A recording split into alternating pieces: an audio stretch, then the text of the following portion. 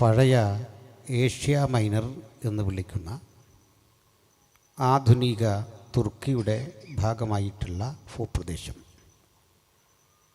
അടുത്തടുത്തായി കിടക്കുന്ന 10 പ്രസിദ്ധങ്ങളായ പ്രാദേശിക സഭകൾ. ആ സഭകളിൽ 7 പേര് നമ്മൾ വെളിപ്പാട് പുസ്തകത്തിൽ കാണുന്നുണ്ട്. അവശേഷിക്കുന്നവയിൽ വളരെ പ്രമുഖമായ ഒരു സഭയാണ് ഇപ്പോൾ വായിച്ച കൊലോസിയയിലെ സഭ. ഹിയറപ്പൊലീസ് തുടങ്ങിയ മറ്റിതര സഭകളും അക്കാലഘട്ടത്തിൽ നിലനിന്നിരുന്നു. വിശുദ്ധ യോഹന്നാനുണ്ടായ വെളിപ്പാട് എന്ന കൃതി ഒരു ചാക്രിക ലേഖനമായി അല്ലെങ്കിൽ സഭകൾ തോറും വായിക്കേണ്ട പുസ്തകമായി അവതരിപ്പിക്കപ്പെടുമ്പോൾ 7 സഭകളെ സഭാകാലയളവുമായി ബന്ധപ്പെട്ടുള്ള സവിശേഷമായ ഒരു നിലയിൽ ആ ലേഖനങ്ങൾ വായിക്കേണ്ടതിന് 7 എന്ന ഒരു സംഖ്യ നിജപ്പെടുത്തിയിട്ടുണ്ടെങ്കിലും ഏഷ്യ മൈനർ എന്ന് അന്ന് വിളിക്കുകയും ഇന്ന് ടർക്കി അല്ലെങ്കിൽ തുർക്കി എന്നൊക്കെ വിളിക്കുന്ന ഭൂപ്രദേശത്ത് പ്രധാനമായും 10 സഭകൾ ഉണ്ടായിരുന്നു. ആ 10 സഭകളിൽ ഒന്നിൻ്റെ പേരായിരുന്നു കൊലോസിയ. കൊലോസിയ എന്നത് ഒരു സ്ഥലപ്പേരാണ് എന്ന് നമുക്കറിയാം. ഈ സ്ഥലത്തെപ്പറ്റി ഗ്രഹിക്കാൻ നിരവധി കാര്യങ്ങളുണ്ട്. ഇതിനോട് തൊട്ടുചേർന്ന് ലവോദിക്യ എന്ന സഭയുമുണ്ട്. ലവോദിക്യ സഭയിൽ നിന്ന് അധികം അകലെയല്ലാതെ കിടക്കുന്ന ഈ ഭൂപ്രദേശത്തിന് ചില പ്രത്യേകതകളുണ്ടായിരുന്നു. വ്യത്യസ്തങ്ങളായ ആ കാലഘട്ടത്തിലെ ആളുകൾ കുടിയേറിപ്പാർത്ത ഒരിടം, വിശേഷിച്ച് റോമക്കാരും ഗ്രീക്കുകാരുമൊക്കെ കുടിയേറിപ്പാർത്ത സ്ഥലം. ആ കുടിയേറ്റ ഭൂമിയിൽ വാസ്തവത്തിൽ റോമക്കാരേക്കാൾ സ്വാധീനം ഗ്രീക്കുകാർക്കായിരുന്നു. ഞാൻ ഗ്രീക്കുകാരെപ്പറ്റി ഒരു വാക്ക് ഒന്ന് പറയേണ്ടത് അത്യാവശ്യമാണ്. പ്രധാനമായും അന്നത്തെ കാലത്ത് ശ്രദ്ധേയങ്ങളായ 2 സമൂഹങ്ങളുണ്ടായിരുന്നു. ഒന്ന് ഗ്രീക്കുകാരും മറ്റൊന്ന് യഹൂദന്മാരുമാണ്. മൂന്നാമതുള്ളത് റോമക്കാരും ഇതര ജാതികളുമൊക്കെ. അങ്ങനെ വിശാലമാണ് ലിസ്റ്റെങ്കിലും ബൈബിൾ യഹൂദനും യവനനും എന്ന സവിശേഷമായ പ്രയോഗത്തിലൂടെ ഈ 2 സമൂഹങ്ങളുടെ സ്വഭാവ സവിശേഷതകൾ വ്യക്തമാക്കുന്നുണ്ട്. യഹൂദന്മാർ അടയാളം ചോദിക്കുന്നു, യവനന്മാർ ജ്ഞാനമന്വേഷിക്കുന്നു എന്നുള്ള പ്രയോഗം വളരെ പ്രസിദ്ധമാണ്. യവനൻ എന്ന മലയാള പദം ഗ്രീക്കുകാരൻ എന്ന ആ പ്രയോഗത്തിൻ്റെ മലയാളീകരണമാണ്. ആ പദം യുനാനി എന്നാണ് ഹിന്ദിയിൽ പറയുക. യുനാനി എന്നോ യവനൻ എന്നോ ഒക്കെയുള്ള ആ പ്രയോഗം ഗ്രീക്കുകാരെ ഉദ്ദേശിച്ചാണ്. എന്തുകൊണ്ട് ഗ്രീക്കുകാരെ യവനൻ എന്ന് വിളിച്ചു എന്ന് ചോദിച്ചാൽ, റോമക്കാർ ഗ്രീക്കുകാരെ വിളിച്ച പേര് അയോണിയന്മാർ എന്നാണ്. ഒരു ഉദാഹരണം, നമ്മുടെ നാട്ടിൽ പണിയെടുക്കാൻ വന്ന ബംഗാളികളായ സഹോദരങ്ങളെ നമ്മൾ ഭായി എന്ന് വിളിക്കാറുണ്ട്, ഭായിമാർ എന്ന് പറയാറുണ്ട്. വാസ്തവത്തിൽ ഭായി എന്നത് സഹോദരൻ എന്നുള്ളതിൻ്റെ ഒരു പ്രയോഗം മാത്രമാണ്. പക്ഷെ ഇവിടെ ഭായി എന്നതുകൊണ്ട് അർത്ഥമാക്കുന്നത് ബംഗാളിൽ നിന്ന് പണിയെടുക്കാൻ വന്ന അതിഥി തൊഴിലാളികളാണ്. എന്തുപോലെ റോമക്കാർ ഗ്രീക്കുകാരെ വിളിച്ചൊരു പേരുണ്ട്, അയോണിയന്മാർ. അയോണിയൻ എന്ന പദത്തിന് നഗരവാസി അഥവാ പരിഷ്കാരി, സിവിലൈസ്ഡ് എന്നൊക്കെയാണ് അർത്ഥം. പരിഷ്കാരികളായ അയോണിയന്മാർ എന്ന പ്രയോഗം മലയാളീകരിച്ചപ്പോൾ യവനൻ എന്നായി. അപ്പോൾ യവനൻ അഥവാ ഗ്രീക്കുകാരൻ എന്ന് പറയുന്ന ആ സമൂഹത്തിന് ചില പ്രത്യേകതകളുണ്ടായിരുന്നു. മറ്റേതൊരു നാട്ടിലെ ജനതയിൽ നിന്ന് വിഭിന്നമായ ജീവിതമൂല്യങ്ങളും സംസ്കാരങ്ങളും അവർക്കുണ്ടായിരുന്നു. വളരെ പുരാതന കാലം മുമ്പ് തന്നെ അവർക്കിടയിൽ ആഴമേറിയ പഠനം നിർവഹിക്കുന്ന തത്വചിന്തകന്മാരുണ്ടായിരുന്നു. ഞാനും നിങ്ങളുമൊക്കെ മനസ്സിലാക്കുന്ന ഗണിതശാസ്ത്രം അഥവാ മാത്തമാറ്റിക്സ്, അതിൻ്റെ പ്രാക്തനമായ രൂപം ഇന്ത്യയിലും ഗ്രീസിലുമായിരുന്നു ഏറ്റവും അധികം സ്വീകാര്യമായത് ശ്രദ്ധിക്കപ്പെട്ടത്. ഗ്രീക്കുകാർ പൊതുവെ നാടകം, സംഗീതം, കല, വിശേഷിച്ച് നാടകം പോലെയുള്ള കവിത പോലെയുള്ള പരിപാടികൾക്ക് വലിയ പ്രാധാന്യം കൊടുത്തിരുന്നു. കലയെക്കുറിച്ച് മാത്രമായിരുന്നില്ല അവരുടെ ആകാംക്ഷ, കായിക മാമങ്ങൾക്കും അവർ വലിയ പരിഗണന കൊടുത്തിരുന്നു.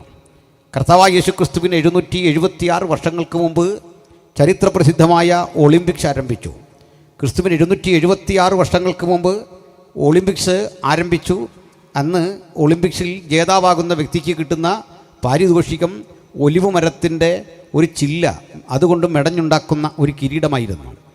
അതിലെ മുഖ്യാതിഥിയായ രാജാവ് ഈ ഓട്ടക്കളത്തിലോടി ജയം പ്രാപിക്കുന്ന അല്ലെങ്കിൽ ആയോധന കലയിൽ ഏറ്റുമുട്ടി വിജയശീലാളിതനാകുന്ന വ്യക്തിയുടെ ശിരസിലേക്ക് ഈ കിരീടം വെച്ചു കൊടുക്കുന്ന പതിവുണ്ടായിരുന്നു. മൃഗയുദ്ധങ്ങൾക്ക് പേരുകെട്ട സ്ഥലമായിരുന്നു അത്.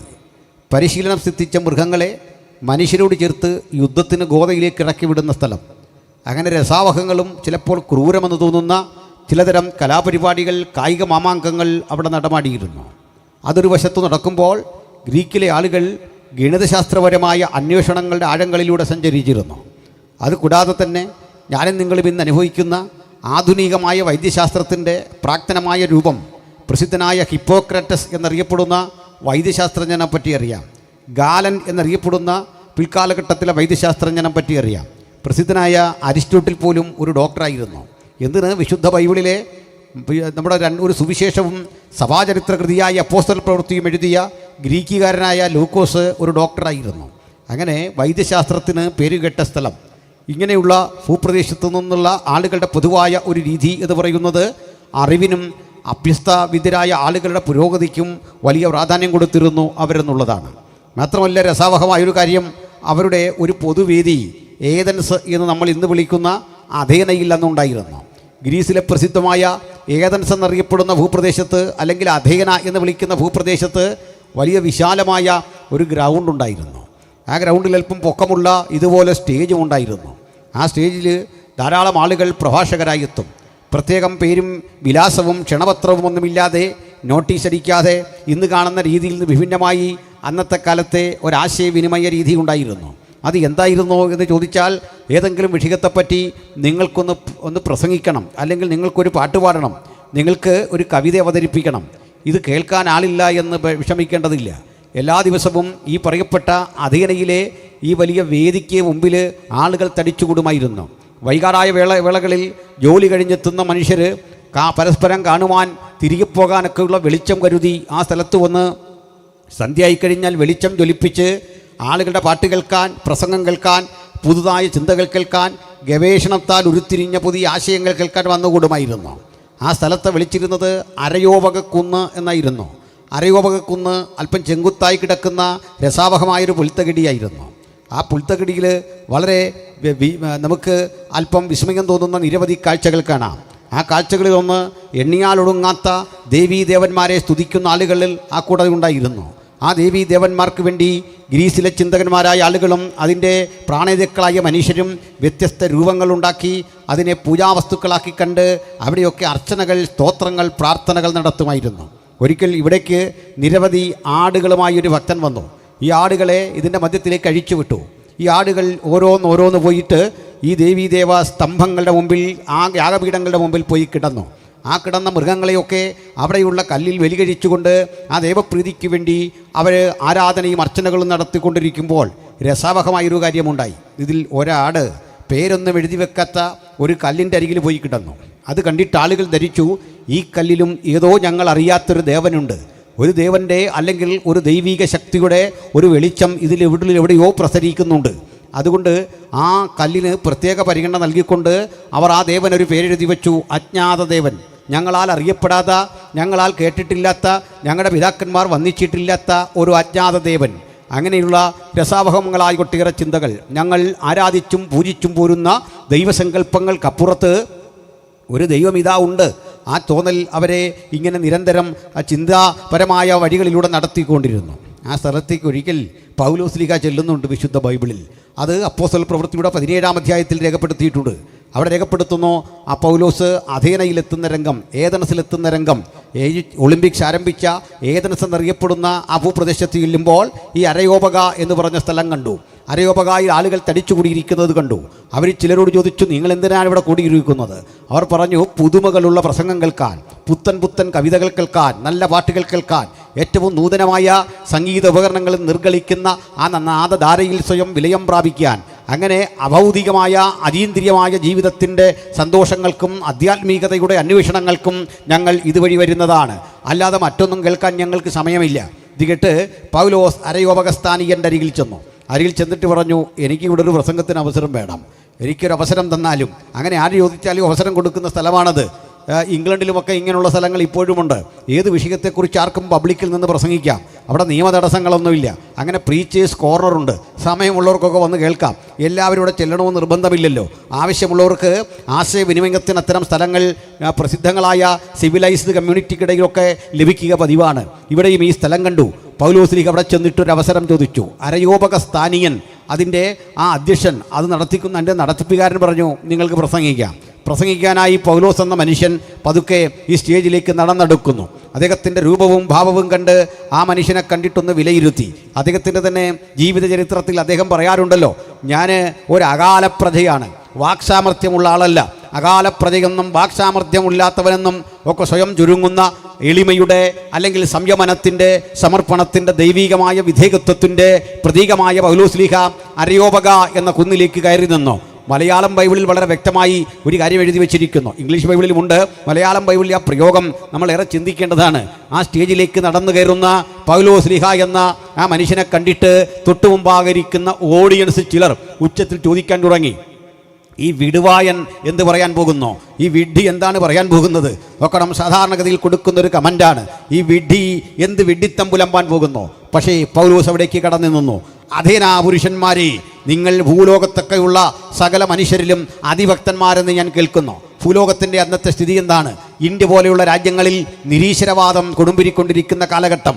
വളരെ പ്രസിദ്ധങ്ങളായ ഭാരതീയ തത്വചിന്തകളിൽ നിരീശ്വരവാദമാണ് തലപൊക്കി നിന്നത്. ഞാൻ അതുകൂടി ഒന്ന് ചേർത്ത് താരതമ്യപ്പെടുത്തിയെങ്കിൽ മാത്രമേ ഈ ചിന്തയുടെ പ്രസരണം കൃത്യമായ ഒരു അളവിലേക്ക് മുമ്പോട്ട് പോകുകയുള്ളൂ. എന്തായിരുന്നു കർത്താവായ യേശു ക്രിസ്തുവിനുമുള്ള ഭാരതത്തിൻ്റെ ചരിത്രവും അതിൻ്റെ അക്കാലഘട്ടത്തിൽ നിലനിന്നിരുന്ന വ്യവസ്ഥിതിയും? ചിലരെങ്കിലും ചിന്തിക്കുന്നത് പോലെ, ചിലരൊക്കെ നമ്മെ തെറ്റിദ്ധരിപ്പിക്കാൻ ശ്രമിക്കുന്ന പോലെ ഇന്ത്യ പൗരാണിക കാലത്ത് ഏതെങ്കിലും ഒരു മതത്തിന് വിധേയമായിരുന്നില്ല. ഇന്ത്യയിൽ ഏതെങ്കിലും ഒരു മതം കൊടികുത്തി വാണുകൊണ്ട് ആ മതത്തിൻ്റെ ഇഷ്ടാനിഷ്ടകളും അതിൻ്റെ താല്പര്യങ്ങളും ഇന്ത്യക്കാരെ മുഴുവൻ ഒരുപോലെ ഭരിച്ചിരുന്നു എന്നുള്ള പൊള്ളയായൊരു വാദം ഇവിടെ നിലനിൽക്കുന്നുണ്ട്. നിങ്ങളത് സവിസ്തരം കേൾക്കേണ്ടതാണ്, ശ്രദ്ധിക്കേണ്ടതാണ്. ഞാൻ പറയട്ടെ, ചരിത്രത്തിൻ്റെ ഒരു ഘട്ടത്തിലും ഇന്ത്യ ഏതെങ്കിലും ഒരു മതത്തിന് വിധേയമായിരുന്നില്ല. ഇന്ത്യ മഹാരാജ്യത്തെ ഇന്ന് കാണുന്ന രാഷ്ട്രീയ ഭൂപടം വെച്ച് ഭരിച്ച ഒരു മതമോ ഒരു രാജാവോ ഉണ്ടായിരുന്നില്ല. എന്നാൽ പിൽക്കാലഘട്ടത്തിൽ AD-യിൽ നമ്മൾ ചില കാഴ്ചകളൊക്കെ കാണുന്നുണ്ട്. അങ്ങനെ ഭരിച്ച രാജാക്കന്മാരെക്കുറിച്ചൊക്കെ കാണുന്നുണ്ട്. അത് മറ്റൊരു സത്യം. ഞാൻ എന്തിനാണ് പറഞ്ഞതെന്ന് നോക്കട്ടെ. ഇന്ത്യയിലെ പ്രബല മതങ്ങളൊക്കെ ഇന്ത്യയിലേക്ക് കാലത്തിൻ്റെ ഏതെങ്കിലും ഘട്ടത്തിൽ കടന്നു കയറി വന്നതാണ്. കൈബർ ചുരം കടന്ന് കാലുതീറ്റാൻ ഇന്ത്യയിലേക്ക് വന്ന പൗരാണികന്മാരുണ്ട്. അവരൊക്കെ ഇന്ത്യയിൽ വാസമുറപ്പിച്ചിട്ട് തദ്ദേശീയമായ ഇന്ത്യയുടെ സംസ്കാരം, അതിൻ്റെ ചരിത്രം തങ്ങളോട് കെട്ടിപ്പിണഞ്ഞ് കിടക്കുന്നു എന്ന് ഏതെങ്കിലും തരത്തിൽ വാചക കസർത്ത് നടത്താറുണ്ട്. സംവാദവേദികളിൽ, ചർച്ചാവേദികളിൽ ഇത്തരം വാചക കസർത്തുകൾ തകർന്നടിയുന്ന ഒരു കാഴ്ച നിങ്ങൾ കണ്ടിട്ടുണ്ട്. കാരണം ഇന്ന് കെട്ടിപ്പൊക്കിക്കൊണ്ടിരിക്കുന്ന അത്തരം ചിന്താധാരകൾ അപ്രസക്തമാണ് എന്ന് ആധുനിക പഠനങ്ങൾ, ആധുനിക ഗവേഷണങ്ങൾ തെളിയിച്ചിട്ടുണ്ട്. ഞാൻ അതിലേക്ക് കടക്കേണ്ടതില്ല. കാരണം ഇന്ത്യയുടെ പൗരാണികമായ ചരിത്രം അടിയുറച്ചിരിക്കുന്നത് ഒരിക്കലും ഈശ്വര വിശ്വാസത്തിലല്ല. ഇന്ത്യയിലെ പൗരാണികന്മാർ ദൈവത്തെപ്പറ്റിയോ അതീന്ദ്രിയ ശക്തിയെപ്പറ്റിയല്ല പറഞ്ഞത്. ഇന്ത്യയിലെ ഏറ്റവും പ്രസിദ്ധനായ പൗരാണികമായ അല്ലെങ്കിൽ ഏറ്റവും പുരാതനമായ ആ തത്വചിന്തകൻ അന്വേഷിച്ചെത്തിയത് നമുക്ക് അറിയപ്പെടുന്നൊരു ചിന്തകനുണ്ട്. അദ്ദേഹത്തിൻ്റെ പേര് ചാർവാകൻ എന്നാണ്. ചാർവാകൻ എന്നറിയപ്പെടുന്ന ഇന്ത്യയുടെ പുരാതന മഹർഷി, ഒരു പൗരാണികനായ മഹർഷി യുഗലോകത്തെ പഠിപ്പിച്ചത് ദൈവത്തെ പറ്റിയല്ല. ചാർവാകൻ ഒരു ദൈവനിഷേധിയായിരുന്നു. ചാർവാകൻ എന്നറിയപ്പെടുന്ന ആ മഹർഷി വര്യന് ആയിരക്കണക്കിന് അനുഗാമികളുണ്ടായിരുന്നു. വെയിലിനെപ്പറ്റി, മഴയെപ്പറ്റി, ഇഴഞ്ഞു നീങ്ങുന്ന പാമ്പുകളെപ്പറ്റി, ഉദിച്ചുയരുന്ന സൂര്യനെപ്പറ്റി, മരണത്തെപ്പറ്റി, ജനനത്തെപ്പറ്റി ചാർവാകൻ്റെ അന്വേഷണങ്ങളെല്ലാം ശാസ്ത്രത്തോടേറെ ഒട്ടി നിൽക്കുന്നതും ആധുനികരായ യുക്തിവാദികൾക്കും നിരീശ്വരന്മാർക്കും ഹരം പകരുന്ന വിധത്തിലുമുള്ളതായിരുന്നു. ചുരുക്കത്തിൽ ഇന്ത്യയിൽ രൂപപ്പെട്ട ഏറ്റവും ശ്രേഷ്ഠമായ ദാർശനിക പദ്ധതിയായ ചാർവാകൻ്റെ മതത്തിൽ ദൈവമില്ല. പിന്നെ ഇന്ത്യയിൽ രൂപപ്പെട്ട മറ്റൊരു മതം ബുദ്ധമതമാണ്. ആ ബുദ്ധമതത്തിൽ ദൈവത്തെക്കുറിച്ച് പരാമർശമില്ല. പിൽക്കാലത്തെ ബുദ്ധൻ്റെ അനുഗാമികൾ ദൈവത്തെക്കുറിച്ച് പറഞ്ഞിട്ടുണ്ടാകാം, ആ അനുഗാമികളിൽ ദൈവവിശ്വാസമുണ്ടാകാം. പക്ഷേ ബുദ്ധൻ അങ്ങനെ പഠിപ്പിച്ചിട്ടില്ല. ബുദ്ധൻ്റെ ചിന്താധാരയിൽ എവിടെയും അതീന്ദ്രിയമായൊരു ശക്തിയെക്കുറിച്ചില്ല. ഇനി മറ്റൊന്ന് വർദ്ധമാന മഹാവീരൻ എന്നറിയപ്പെടുന്ന ജൈനനാണ്. ജൈനൻ്റെ മതത്തിലും ദൈവവിശ്വാസമില്ല. ചുരുക്കത്തിൽ ഇന്ത്യയിൽ രൂപപ്പെട്ട തത്വചിന്താ പദ്ധതികൾ 3 എണ്ണമാണ്. 1 അത് ചാർവാകമതം, 2 ജൈനമതം, 3 ബുദ്ധമതം. ഈ 3 തത്വസംഹിതകൾ ഉപനിഷത്തുകളിലും 3 മതങ്ങളിലും ദൈവത്തെക്കുറിച്ചോ അതീന്ദ്രിയ ശക്തികളെക്കുറിച്ചോ കാര്യമില്ല, ചിന്തയില്ല. ചുരുക്കത്തിൽ ഇന്ത്യയുടെ പൗരാണികത നിലയുറപ്പിക്കപ്പെട്ടിരിക്കുന്നത് ആധ്യാത്മികതയിലല്ല, ദൈവനിഷേധത്തിലാണ്. അപ്പോൾ അങ്ങതാ ഗ്രീസിൽ നേരെ തിരിച്ചാണ്. അവർ ബഹുകോടി ദൈവങ്ങളെ ആരാധിക്കുന്നു, ബഹുകോടി ചിന്തകളെ ആരാധിക്കുന്നു. ഇന്ത്യക്കാർക്കും പുരാതന ഗ്രീസുകാർക്കും തമ്മിൽ ചില ഇഴയടുപ്പമുള്ള ബന്ധമുണ്ട്. ആ ബന്ധങ്ങളൊക്കെ രസാവഹമായ പഠനമർഹിക്കുന്ന മേഖലകളാണ്. അതിൽ ചില സാമ്യങ്ങളുണ്ട്, അതിൽ ചില സവിശേഷതകളുണ്ട്. അങ്ങനെ ഇരിക്കുന്ന ഘട്ടത്തിൽ അഥേനയിലെത്തിയ പൗലോസ്ലീഹ പറയാണ്, അഥേനാ പുരുഷന്മാരെ, ഭൂമുഖത്തുള്ള സകല മനുഷ്യരിലും നിങ്ങൾ അതിഭക്തന്മാർ എന്ന് ഞാൻ കാണുന്നു. നിങ്ങൾ അതിഭക്തന്മാരാണ്, നിങ്ങൾക്ക് ഭക്തിയുണ്ട്. നിങ്ങളുടെ ആ ഭക്തിയുടെ ആഴം വെളിവാക്കുന്ന നിരവധി സ്തൂപങ്ങൾ, സ്തംഭങ്ങൾ, അർച്ചനകൾ നടക്കുന്ന, സ്തോത്ര പ്രാർത്ഥനകൾ നടത്തുന്ന നിരവധി കാര്യാലയങ്ങളെ ഞാൻ കാണുന്നു, നിരവധി സ്ഥാപനങ്ങളെ കാണുന്നു. നിങ്ങളുടെ ഇടയിൽ ഞാൻ മറ്റൊരു കാഴ്ച കൂടി കണ്ടു, മറ്റൊന്നും കാണാത്ത രസാവഹവും വിസ്മയകരമായൊരു കാഴ്ച. നിങ്ങളുടെ ഈ ഞാൻ നടന്ന് അരയോപക സ്ഥാനങ്ങളെ കാണുമ്പോൾ അജ്ഞാത ദേവനെന്ന് പേരെഴുതിയ ഒരു വേദിക്കല്ല് കണ്ടു. എന്താണ് ഇതിൻ്റെ അർത്ഥം? നിങ്ങൾ അനവധി നൂറ്റാണ്ടുകളായി അജ്ഞാതനായ, അറിയാത്ത, ഗുണമില്ലാത്ത, മണമെന്തെന്നറിയാത്ത, നിറമെന്തെന്നറിയാത്ത ഒരു ദൈവത്തെ സേവിച്ചു വരുന്നു. എന്തിനാണ് നിങ്ങൾ ഗുണമില്ലാത്ത, മണമില്ലാത്ത, ഉറപ്പില്ലാത്ത, വസ്തുത അറിയാത്ത ഒരു അജ്ഞാത ദേവനെ ആരാധിക്കുന്നത്? ഈ ചോദ്യം ചോദിച്ചിട്ട് പറയാണ്, നിങ്ങൾ അറിയാതൊരുവനെ ആരാധിക്കുമ്പോൾ ഞാൻ അറിയുന്ന ഒരുവനെക്കുറിച്ച് നിങ്ങളോട് പറയാം. അറിയുന്ന ഒരുവനെക്കുറിച്ച് പറഞ്ഞിട്ട് പറയുകയാണ്, നിങ്ങളൊരു കാര്യം കൂടി അന്വേഷിക്കണം. പ്രപഞ്ചദാതാവായ, പ്രപഞ്ച സൃഷ്ടാവായ, സകലത്തിനും കാരണഭൂതനായ ഏകസത്യ ദൈവത്തെക്കുറിച്ചുള്ള വിശാലമായ ഒരു പ്രഭാഷണം അപ്പോസ്തലപ്രവൃത്തി 17-ാം അധ്യായത്തിൽ കാണാം. എന്നിട്ട് പറയുകയാണ്, പ്രപഞ്ചനാഥനായ ദൈവം സ്വർഗത്തിനും ഭൂമിക്കും നാഥനാണ്. സ്വർഗത്തിനും ഭൂമിക്കും നാഥനാകൊണ്ട് അവൻ മനുഷ്യൻ്റെ കൈപ്പണികളാൽ തീർത്ത ഏതെങ്കിലും ദേവാലയങ്ങളിൽ വാസം ചെയ്യുന്നില്ല. ദൈവത്തെക്കുറിച്ചുള്ള മഹത്തരമായ ആധികാരികമായ ഒരു ചിന്ത പൗലോസ്ലീഹ അരയോപകുന്നിൽ നിന്ന് പ്രസംഗിച്ചു. അതുവരെ ഗ്രീക്കുകാരൻ കേട്ടിട്ടില്ലാത്ത, ഗ്രീക്ക് തന്ത്രചിന്തകന്മാർക്കാർക്കും വിഭാവനം ചെയ്യാൻ കഴിയാത്ത മഹത്തരമായ ഒരു സന്ദേശം കൊടുത്തിട്ട് പറയാണ്, ഭൂമിക്ക് മുഴുവൻ ഒരു സൃഷ്ടാവ് ഉണ്ടാകണം, പ്രപഞ്ചത്തിന് മുഴുവൻ ഒരു സൃഷ്ടാവ് ഉണ്ടാകണം. ഇതാ ജ്വലിച്ചു നിൽക്കുന്ന ഒരു സൂര്യനെ കാണാം, ഇതാ മനോഹരമായൊരു ഭൂമിയെ കാണാം, നാം രാത്രികളിൽ ചന്ദ്രനെ കാണാം. ഈ സൂര്യൻ, ചന്ദ്രൻ, ഭൂമി, ഈ ചരാചരങ്ങൾ ഇവയൊക്കെ നോക്കിയിട്ട് പറയുകയാണ്, ഇവയ്ക്കൊരു ഭ്രമണ താളമുണ്ട്, ഇവയ്ക്കൊരു രീതിശാസ്ത്രമുണ്ട്, അവർക്കൊരു പ്രവർത്തന രീതിയുണ്ട്. ഈ മനോഹരമായ ഭൂമി സ്വന്തം ഭ്രമണപഥത്തിൽ കറങ്ങുന്നു, അത് സൂര്യനെ വലം വയ്ക്കുന്നു. ഞാൻ എൻ്റെ വിശദീകരണമാണ് ഈ കൂടെ തരുന്നത്. പ്രിയപ്പെട്ടവരെ, ഇതെല്ലാം ചൂണ്ടിക്കാണിച്ചിട്ട് ഈ പ്രപഞ്ചത്തെ മുഴുവൻ സൃഷ്ടിച്ച ഒരു ദൈവത്തെക്കുറിച്ച് പൗലോസ് പ്രസംഗിക്കാൻ തുടങ്ങി. ഭൂമി എത്ര മനോഹരമാണ്, അതിൻ്റെ ആ പ്രവർത്തന രീതി, കോടാനുകോടി വർഷങ്ങൾ ഈ ഭൂമി ഭ്രമണം ചെയ്യുന്ന രീതികൾ അതെത്ര വിസ്മയാവഹമാണ്. പക്ഷെ പൗലോസ്ലീഹയും വിശുദ്ധ ബൈബിളും വളരെ ഒരു കാര്യം സമ്മതിക്കുന്നു, ഭൂമി മനോഹരമാണ്, അതിൻ്റെ ചലന നിയമങ്ങൾ മനോഹരമാണ്. പക്ഷെ ഭൂമി ദൈവമല്ല. ഭൂമിയെ സൃഷ്ടിച്ച ഒരു സൃഷ്ടാവുണ്ട്. ഭൂമിക്ക് മുഴുവൻ കാരണഭൂതനായ, ആകാശത്തിനും സ്വർഗത്തിനും ഭൂമിക്കും കാരണഭൂതനായ ഒരു ദൈവമുണ്ട് എന്ന് ചൂണ്ടിക്കാണിച്ചിട്ട് പറയാണ്, അവൻ സകല പ്രപഞ്ചത്തിനും, സകല മനുഷ്യർക്കും, സകല ജീവജാലങ്ങൾക്കും ഒരുപോലെ നാഥനാണ്, ഒരുപോലെ നാഥൻ. സൂര്യൻ, ചന്ദ്രൻ, ചരാചരങ്ങൾ, മനുഷ്യൻ, മൃഗങ്ങൾ, ഇഴജാതികൾ, നമ്മുടെ സൂക്ഷ്മ നേത്രം കൊണ്ട് കാണാൻ കഴിയാത്ത സൂക്ഷ്മജീവികൾ, ഇവയൊക്കെ പരിശോധിക്കുക, അവയ്ക്കെല്ലാം പിന്നിൽ ഒരു നാഥനുണ്ട് എന്ന് പറഞ്ഞിട്ട് പറയാണ്, മനുഷ്യൻ ആ നാഥനെ അന്വേഷിച്ചു, മനുഷ്യൻ ആ ദൈവത്തെ തപ്പി നോക്കി, മനുഷ്യൻ തീർത്ഥാടനങ്ങൾ കൊണ്ട് ആ ദൈവത്തിൻ്റെ അരികിൽ അണയാമോ എന്ന് നോക്കി. പക്ഷേ അവനോ നമ്മിലാർക്കും അകന്നിരിക്കുന്നവനല്ല താനും. ചുരുക്കി പറഞ്ഞാൽ ബൈബിൾ വെളിപ്പെടുത്തുന്ന ദൈവം ആർക്കും അകന്നിരിക്കുന്നവനല്ല. ഈ രാത്രി ആർക്കും അകന്നിരിക്കുന്നവനല്ലാത്ത ആത്യന്തികനായ, പരമഗുരുവായ, ജഗത് നിയന്താവായ, സകലത്തിനും കാരണഭൂതനായ, അദൃശ്യൻ, സർവശക്തൻ, സർവജ്ഞാനി, സർവവ്യാപി, മനുഷ്യരാരും കണ്ടിട്ടില്ലാത്തവൻ, കാണാൻ കഴിയാത്തവൻ, അടുത്തുകൂടാത്ത വെളിച്ചത്തിൽ വസിക്കുന്നവൻ, ഉന്നതൻ, ഉയർന്നിരിക്കുന്നവൻ, ശാശ്വതവാസി, ആ മഹാദൈവത്തെ ചൂണ്ടിക്കാണിച്ചുകൊണ്ട് ഞങ്ങൾ സങ്കീർത്തന പുസ്തകത്തിൽ പറയുന്ന മനോഹരമായൊരു കാവ്യം നിങ്ങളുടെ മുമ്പിൽ ആലപിക്കട്ടെ. എന്താണത്? സർവഭൂമിക്കും കാരണഭൂതനായ ആ ദൈവത്തെ നോക്കിക്കൊണ്ട് ദാവീദ് രാജാവ് പാടുകയാണ്, ആകാശം ദൈവത്തിൻ്റെ മഹത്വത്തെ വർണ്ണിക്കുന്നു, ആകാശവിധാനം അവൻ്റെ കൈവേലയെ പ്രസിദ്ധമാക്കുന്നു, പകൽ പകലിന് വാക്ക് പഠിക്കുന്നു, രാത്രി രാത്രിക്ക് അറിവ് കൊടുക്കുന്നു. ഇതാ പൗലോസിൻ്റെ പ്രസംഗം മറ്റൊരു വിധത്തിലാണ്. അദ്ദേഹം പറയുകയാണ്, മനുഷ്യൻ ദൈവത്തെ തപ്പി നോക്കി, പക്ഷെ കണ്ടെത്താൻ കഴിഞ്ഞില്ല. അവൻ നമ്മിൽ ആർക്കും അകന്നിരിക്കുന്നവനല്ല താനും. സ്നേഹിത, നിന്നിൽ നിന്ന് അകന്നിരിക്കാത്ത ഒരു മഹാദൈവം, ഇരിക്കുന്നതും എഴുന്നേൽക്കുന്നതും അറിയുന്ന ഒരു മഹാദൈവം. ഇത് തിരിച്ചറിഞ്ഞ ഭക്തൻ പറയാ, ദൈവമേ, നീ അറിയാതൊരു വാക്കും എൻ്റെ നാവിന്മേലില്ല. ഞാൻ ഇരിക്കുന്നതും എഴുന്നേൽക്കുന്നതും നീ അറിയുന്നു. എൻ്റെ നിരൂപണം ദൂരത്ത് നിന്ന് ഗ്രഹിക്കുന്നു. വഴിയോരത്ത്, ചായപ്പീടികയിൽ, പൊതുസ്ഥലങ്ങളിൽ, വീട്ടിൽ ഈ പ്രാർത്ഥന കൂട്ടായ്മയിൽ നിരൂപണം ഒപ്പിയെടുത്ത് അതിനെ കൃത്യം തിരിച്ചറിയുന്ന ഒരു ദൈവത്തിൻ്റെ സാന്നിധ്യമുണ്ട് സുഹൃത്തേ. ഞാൻ സ്വർഗത്തിൽ കയറിയാൽ നീ അവിടെ ഉണ്ട്. ഞാൻ പാതാളത്തിൽ എൻ്റെ കിടക്ക വിരിച്ചാൽ നീ അവിടെ വരും. അടുത്ത പ്രയോഗം അത്ഭുതകരമാണ്.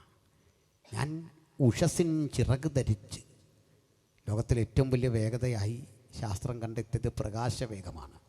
ആധുനിക സിദ്ധാന്തങ്ങൾ അതിനെ തള്ളിക്കളയുന്നുണ്ട് പലതും. പക്ഷെ എങ്കിലും പറയുക, ഞാൻ ഈ പ്രകാശത്തിൻ്റെ ചിറക് ധരിച്ച്, ഉഷസ്സിൻ ചിറക് ധരിച്ച് സമുദ്രത്തിൻ്റെ അറ്റത്ത് ചെന്ന് പാർത്താൽ അവിടെയും നിൻ്റെ കരമെന്നെ പിന്തുടരും. നീ അറിയാത്തൊരു വാക്കും എനിക്കില്ല. എന്നിട്ട് പറയുക, എൻ്റെ അമ്മയുടെ ഉദരത്തിൽ ഞാനൊരു സിക്താണ്ഡമായി, ഞാനൊരു സൈഗോട്ടായി രൂപപ്പെട്ടപ്പോൾ, പിണ്ഡാകാരമായിരുന്നപ്പോൾ നിൻ്റെ കണ്ണ് എന്നെ കണ്ടു. നിയമിക്കപ്പെട്ട നാളുകളൊന്നുമില്ലാതിരുന്നപ്പോൾ നീ എന്നെക്കുറിച്ച് നിൻ്റെ പുസ്തകത്തിൽ എഴുതി. ആ ദൈവമാണ് ഇന്ന് രാത്രി നമ്മുടെ കൂടെയുള്ളത്. ആ ദൈവത്തെ ഉയർത്തി പൗലോസ്ലീഹ അവിടെ. രസാവഹമായ കാര്യം, ആയിരക്കണക്കിന് ആളുകൾ തടിച്ചുകൂടിയ വേദിയിൽ ദുർബലനെന്ന് കരുതിയ ഒരു മനുഷ്യൻ നെഞ്ചുറപ്പോടെ വിളിച്ചു പറഞ്ഞു, അവനിലല്ലോ നാം ഇരിക്കുന്നതും ചരിക്കുന്നതും ദൈനംദിന പ്രവൃത്തികളെല്ലാം ചെയ്യുന്നത് ആ ദൈവത്തിലാണ്. ശ്വസിച്ചത് ആ ദൈവത്തിൻ്റെ കാരുണ്യമാണ്. നമ്മുടെ കണ്ണ് ഒരു മിനിറ്റിൽ ഒരു 10-20 തവണ ചിമ്മുന്നുണ്ട്.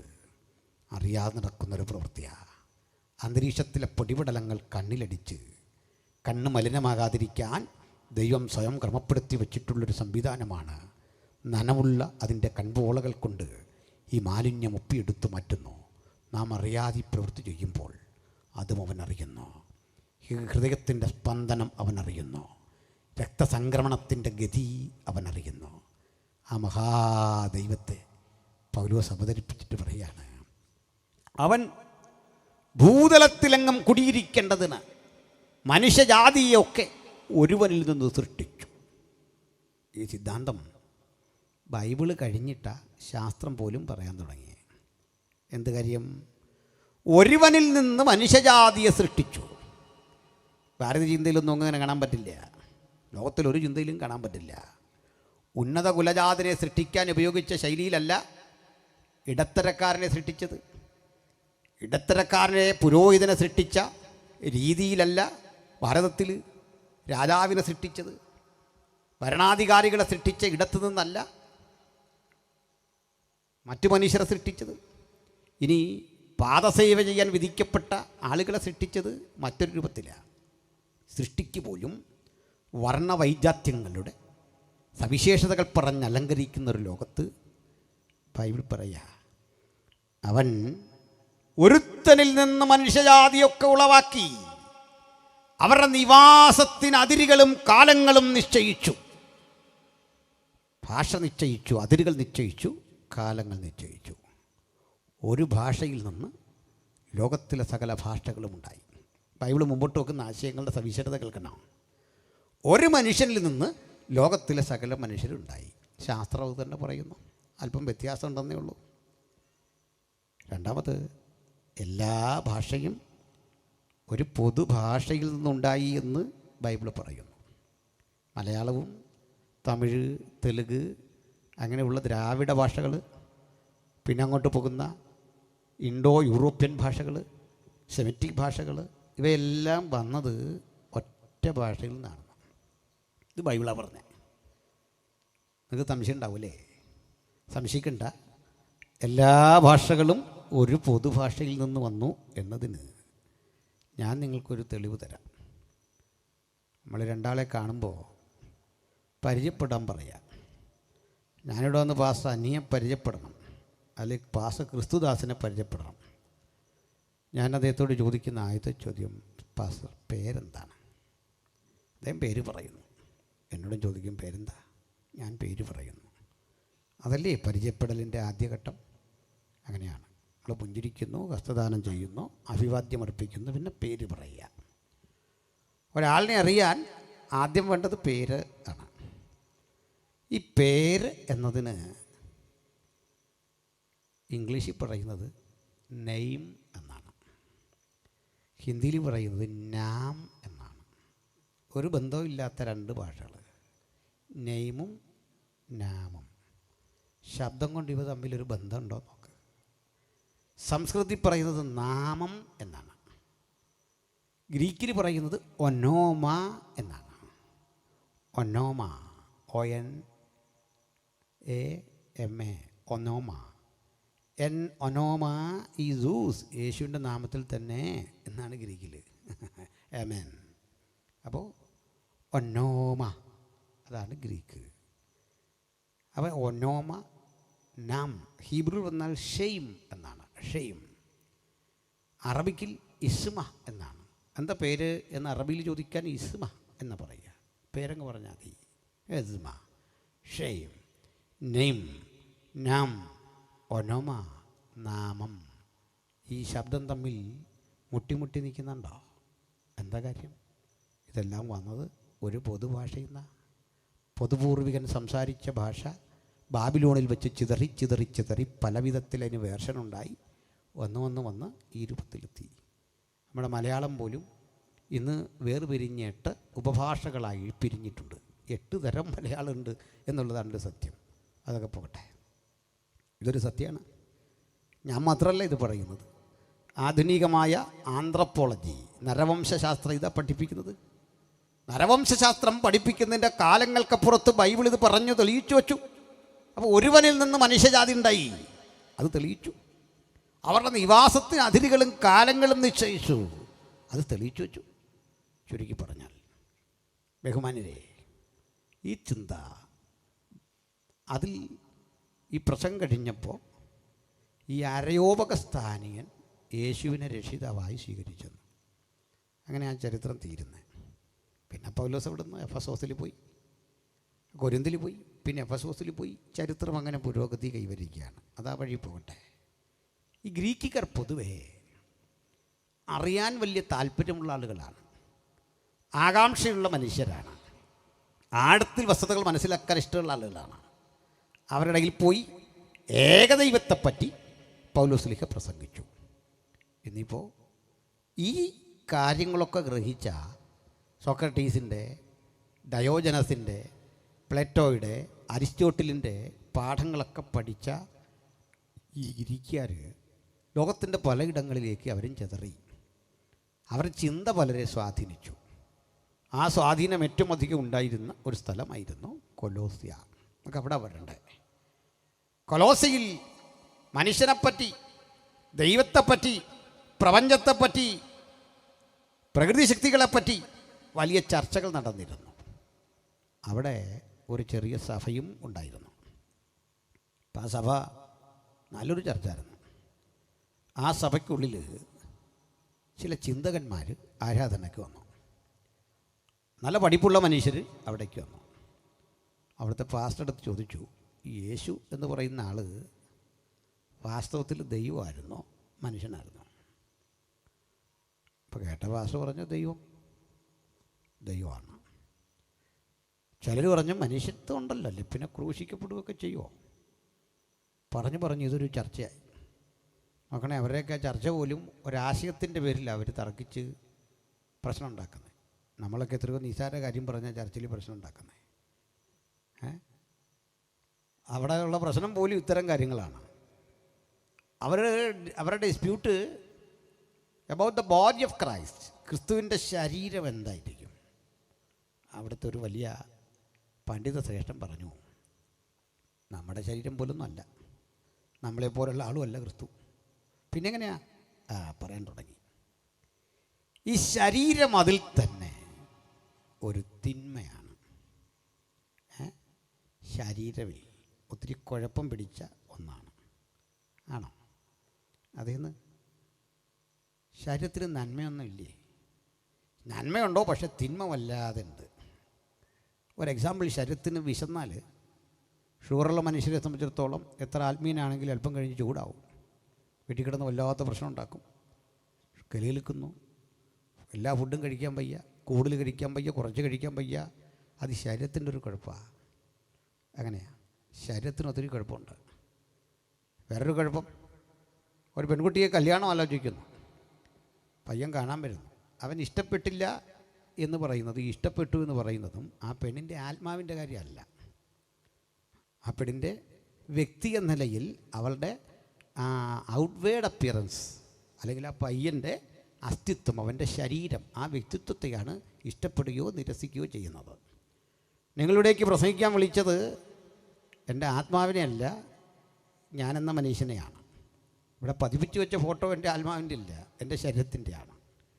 അപ്പോൾ ശരീരം വളരെ പ്രധാനപ്പെട്ട ശരീരത്തെ ചൂണ്ടിക്കാണിച്ചിട്ട് ഒന്ന് പറഞ്ഞു, ഇത് കൊള്ളരുതാത്തൊരു ശരീരമാണ്. Body is evil, the matter is evil. ശരീരം, പദാർത്ഥമെല്ലാം പാപമാണ്. അതിലെല്ലാം എവിടെയോ മാലിന്യങ്ങളുണ്ട്.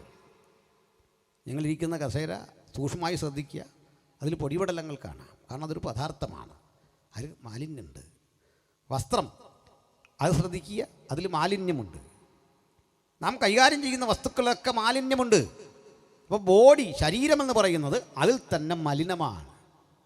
പരിശുദ്ധനായ, ശ്രേഷ്ഠനായ, സർവശക്തനായ ഒരു ദൈവത്തിന് മലിനമായ ഒരു ശരീരം സ്വീകരിക്കാൻ പറ്റുമോ? മലിനമായ ഒരു ശരീരം സ്വീകരിച്ചുകൊണ്ട് എങ്ങനെയാണ് വർത്തിക്കാൻ സാധിക്കുക? അതുകൊണ്ട് യേശു ദൈവമാണ്, പൂർണ്ണ ദൈവം, പൂർണ്ണ അളവിലെ ദൈവം. അപ്പോൾ ചിലർ ചോദിച്ചപ്പോൾ നമ്മൾ ഈ കണ്ട ശരീരം പറയാം. അയാൾ പറഞ്ഞു, ശരീരമുണ്ടെന്ന് നമുക്ക് തോന്നും, പക്ഷേ ശരീരമില്ല. ഇത് അനിൽക്കൊടുത്തോട്ടും പറഞ്ഞാൽ തെറ്റിദ്ധരിക്കണ്ട. ഇത്രയും വെട്ടിയെടുത്ത് ക്ലിപ്പിട്ടിട്ട് ഇയാൾ ഇങ്ങനെ വന്ന് പ്രസംഗിച്ചിട്ട് പോയി, യേശുവിന് ശരീരം ഇല്ലായിരുന്നു. അങ്ങനെ കുറേ ബിരുദന്മാരെനിക്കിട്ട് പണി തരാൻ നോക്കുന്നുണ്ട്. അപ്പോൾ ഒരു കാര്യമുള്ളത് മൊത്തം കിട്ടുള്ളൂ, വേറെ കുഴപ്പമില്ല. ഗ്രീസിലെ തത്വചിന്ത പഠിച്ച കക്ഷികൾ കൊലോസ്യ സഭയിലെത്തി അവരെ പഠിപ്പിക്കുകയാണ് ശരീരം ഇല്ല യേശുവിന്. അപ്പോൾ നമ്മൾ കണ്ടതോ അതൊരു തോന്നലോ. നമുക്ക് കടലിൻ മീതെ നടന്ന, ഭക്ഷണം കഴിച്ച, നമ്മുടെ കൂടെ നടന്ന, കരഞ്ഞ, വിഷമിച്ച, പ്രാണവേദനയിലായ ഗത്സമനയിലിരുന്ന യേശു തോന്നലാണോ? മുഴുവൻ തോന്നലെന്ന് പറഞ്ഞാൽ ഉണ്ടെന്ന് തോന്നുകയല്ല, മറിച്ച് ഇത് ഒരു മാജിക്കൽ ബോഡി ആയിരുന്നു, ഒരു മാന്ത്രിക ശരീരം. കേട്ടോ, നിങ്ങൾക്ക് എളുപ്പം മനസ്സിലാകാൻ പറയാം. നമ്മുടെ ലുട്ടാപ്പിയുടെ കൂട്ടായിരുന്നു ഇതെന്ന്, അല്ലെങ്കിൽ മായാവിയുടെ കൂട്ടായിരുന്നു, ഫാൻഡം കണക്കായിരുന്നു, ടാർസൻ കണക്കായിരുന്നു. എന്ന് വെച്ചാൽ ഒരു ബോഡി ഉണ്ടെന്ന് തോന്നും, ആക്ച്വലി ബോഡിയില്ല. അയാൾ ഒരു തെളിവും കൊടുത്തു. അടച്ചിട്ട മുറിയിലേക്ക്, പ്രകാശം പോലും കടക്കാത്ത ഇടത്തേക്ക് ഈ ശരീരം പതിഞ്ഞിറങ്ങി വരുന്നു. നിങ്ങൾക്ക് സമാധാനം എന്ന് പറയുന്നു. കടലിൻ മീതെ നടക്കുന്നു, വെള്ളത്തിൽ താഴുന്നില്ല. അവർ പറയാൻ തുടങ്ങി, പലസ്തീനിയായുടെ മണൽപ്പരപ്പിലൂടെ യേശു നടന്നു നീങ്ങുമ്പോൾ കാൽപാദം നിലത്ത് പതിയുമായിരുന്നില്ല. നമ്മൾ ആ പാദം നോക്കിയിട്ട് ഒരു പഠനം നടത്താൻ ചെന്നാൽ പാദം പതിയില്ല. ഇങ്ങനെയൊക്കെയാണെന്ന് കൊലോസ്യയിലെ ആളുകളെ ഇതങ്ങ് സ്വാധീനിച്ചു. പഠിക്കോ മഴയിൽ പഠിപ്പിക്കൽ ഓരോരുത്തരും നല്ല കാര്യമാണല്ലോ. യേശുവിൻ്റെ ദൈവത്വം നിഷേധിക്കുന്നില്ലല്ലോ, പിന്നെന്താ പ്രശ്നം? ദൈവത്തിന് ഇത്രയും പുകഴ്ച കൊടുക്കുന്ന, മഹത്വം കൊടുക്കുന്ന ഒരു കാര്യമല്ലേ ഈ പറയുന്നേ. അതെന്താ കുഴപ്പം? കുഴപ്പമുണ്ട്. നിങ്ങൾ യേശുവിൻ്റെ ദൈവത്വം വിശ്വസിക്കുന്ന പോലെ പ്രധാനമാണ് യേശുവിൻ്റെ മനുഷ്യത്വം. എന്താ മനുഷ്യത്വം പ്രധാനമായിരിക്കുന്നത്? പറയാം. ലോകം അവതരിപ്പിച്ച ദൈവം, ലോകം നമ്മുടെ മുമ്പോട് പറഞ്ഞു തന്ന ദൈവം, ആ ദൈവത്തിൻ്റെ സവിശേഷതയാ ഈ തത്വചിന്തകന്മാർ പറഞ്ഞ്. എന്താ നിങ്ങൾ പറഞ്ഞെന്നറിയണ്ടേ? സർവശക്തനായ, സർവജ്ഞാനിയായ, സർവവ്യാപിയായൊരു ദൈവത്തിന് മനുഷ്യനാകാൻ കഴിയില്ലെന്നാണ്. പക്ഷെ ഞങ്ങൾ പറയുന്നു, ദൈവം സർവശക്തനാണെങ്കിൽ മനുഷ്യനും ആകാൻ പറ്റണം. നമ്മൾ ദൈവത്തോട് പറയുക, ഒന്ന് മനുഷ്യനായി കാണിക്കാവോ? അയ്യോ, അത് മാത്രം എനിക്ക് പറ്റിയില്ലെന്ന് പറഞ്ഞാൽ ദൈവം സർവശക്തനല്ലെന്ന്. സർവശക്തനായ ദൈവത്തിന് മനുഷ്യനാകാൻ പറ്റണം, എന്തുമാകാൻ പറ്റണം, എന്തുമാകാൻ സാധിക്കണം. എല്ലാം ആകുന്നുണ്ടോ എന്ന് ചോദിച്ചാൽ ആവശ്യതയുടെ മുമ്പിലാണ് ഇതിൻ്റെ വെളിപ്പെടേണ്ടത്. ദൈവത്തിന് എന്തുമാകാൻ സാധിക്കണം. ആ സർവശക്തി അപരിമേയമാണ്, ആർക്കും വിലക്കിടാൻ കഴിയുന്നതല്ല. പിന്നെ മുമ്പ് പഠിപ്പിച്ച കാര്യങ്ങളൊക്കെ മുഴുവൻ അധർമ്മമാണ്, പാപമാണെന്ന് ആര് പറഞ്ഞു? ആ കസേരയിൽ ചെളി പുരണ്ടിരിക്കുന്നു. ചെളി മറ്റൊരർത്ഥത്തിലെടുക്കുക. അതെങ്ങനെ പാപമാകും? അതെങ്ങനെ തെറ്റാകും? അതെങ്ങനെ തിന്മയാകും? അതിനപ്പുറത്ത് ചില ആശയങ്ങളുണ്ട്. നമുക്ക് ആ വഴിയിലേക്കൊന്ന് പോകണം. എന്താണ് ഈ പാപം? പാപം എന്ന് പറഞ്ഞാൽ കാണാൻ പറ്റുന്ന ഏതെങ്കിലും ഒരു സംഗതിയുടെ പേരല്ല, അല്ലെങ്കിൽ ഒരു കാര്യത്തിൻ്റെ പേരല്ല. പാപം എന്ത്? നിയമത്തിൻ്റെ ലംഘനത്തെയാണ് പാപം എന്ന് പറയുന്നത്. വ്യക്തമാക്കാം. ഇതിലൊരു വൺ വേ ഉണ്ടെന്ന് നോക്കുക വാഹനത്തിന് പോകാൻ. ഇതിലെ വൺ വേ വേണമോ എന്ന് ചിന്തിക്കുന്ന ട്രാഫിക് പോലീസാണ്. അപ്പോൾ വാഹനം തമ്മിൽ തിരക്ക് വരരുത്, ഇതിനൊക്കെ വേണ്ടിയാണ് ഈ വൺ വേ. അപ്പോൾ പോലീസ് ഇവിടെ നിൽക്കുന്നു, വൺ വേ എന്ന് ഇവിടെ എഴുതി വെച്ചിരിക്കുന്നു. വൺ വേ തെറ്റിക്കാൻ നമുക്ക് അധികാരമില്ല. അങ്ങനെ പോകാം, അല്ല ആംബുലൻസിനൊക്കെ പോകാമെന്നേ ഉള്ളൂ. വൺ വേ തെറ്റിക്കാൻ പറ്റില്ല. ഈ വൺ വേ തെറ്റിക്കാതിരിക്കുന്നാൽ നിങ്ങൾ പാപം ചെയ്യുന്നില്ല, തെറ്റ് ചെയ്യുന്നില്ല. അപ്പോൾ തന്നെ ഒരു കാര്യം, ഇവിടെ വൺ വേ എന്നൊന്നില്ല, അത് പാപമല്ല. നിങ്ങളുടെ യാത്രയല്ല പാപം, നിയമമുള്ളപ്പോൾ നിങ്ങൾ നടത്തിയ നിയമലംഘനമാണ് പാപം. അല്ല എങ്കിൽ ഒരു പ്രവൃത്തിയും പാപമല്ല. ബൈബിൾ പറയുന്നത് നിയമമില്ലാത്ത ഇടത്ത് നിയമലംഘനമില്ല. നിയമം ലംഘിക്കുന്നതാണ് പാപം. നിയമം ലംഘിക്കുന്ന ഇടത്താണ് തെറ്റ് വരുന്നത്. അത് മറ്റൊന്നും പാപമല്ല. അത് ഒന്നുകൂടി കൃത്യമായിട്ട് പറയാം. മതങ്ങൾ പലപ്പോഴും മനുഷ്യനെപ്പറ്റി ചിന്തിച്ചു വച്ച തെറ്റായ ധാരണകളുണ്ട്. അതിലൊരു ധാരണ, മനുഷ്യൻ ദാമ്പത്യ ജീവിതം അനുഷ്ഠിക്കുന്നത്, കുടുംബജീവിതം അനുഷ്ഠിക്കുന്നത് പാപമാണെന്ന് പഠിപ്പിക്കുന്ന മതബോധങ്ങളുണ്ടായിരുന്നു. അന്ന് ലൈംഗികത പാപമാണെന്ന് പഠിപ്പിക്കുന്ന ബോധമുണ്ടായിരുന്നു. ബൈബിളോ യേശുക്രിസ്തുവോ തിരുവെടുത്തോ ലൈംഗികത പാപമെന്ന് പഠിപ്പിക്കുന്ന കൃതിയല്ല, മറിച്ചത് പരിശുദ്ധമായ ഒരു അനിവാര്യത എന്ന് പഠിപ്പിക്കുന്ന കൃതിയാണ്. ഒരു തെളിവ് നിങ്ങൾക്ക് കേൾക്കണ്ടേ? ലോകം കണ്ടതിൽ ഏറ്റവും കരുത്തനായൊരു ഭക്തനുണ്ടായിരുന്നു, ശക്തനായൊരു ഭക്തൻ. അദ്ദേഹത്തിൻ്റെ പേര് ഹാനോക്ക് എന്നാണ്.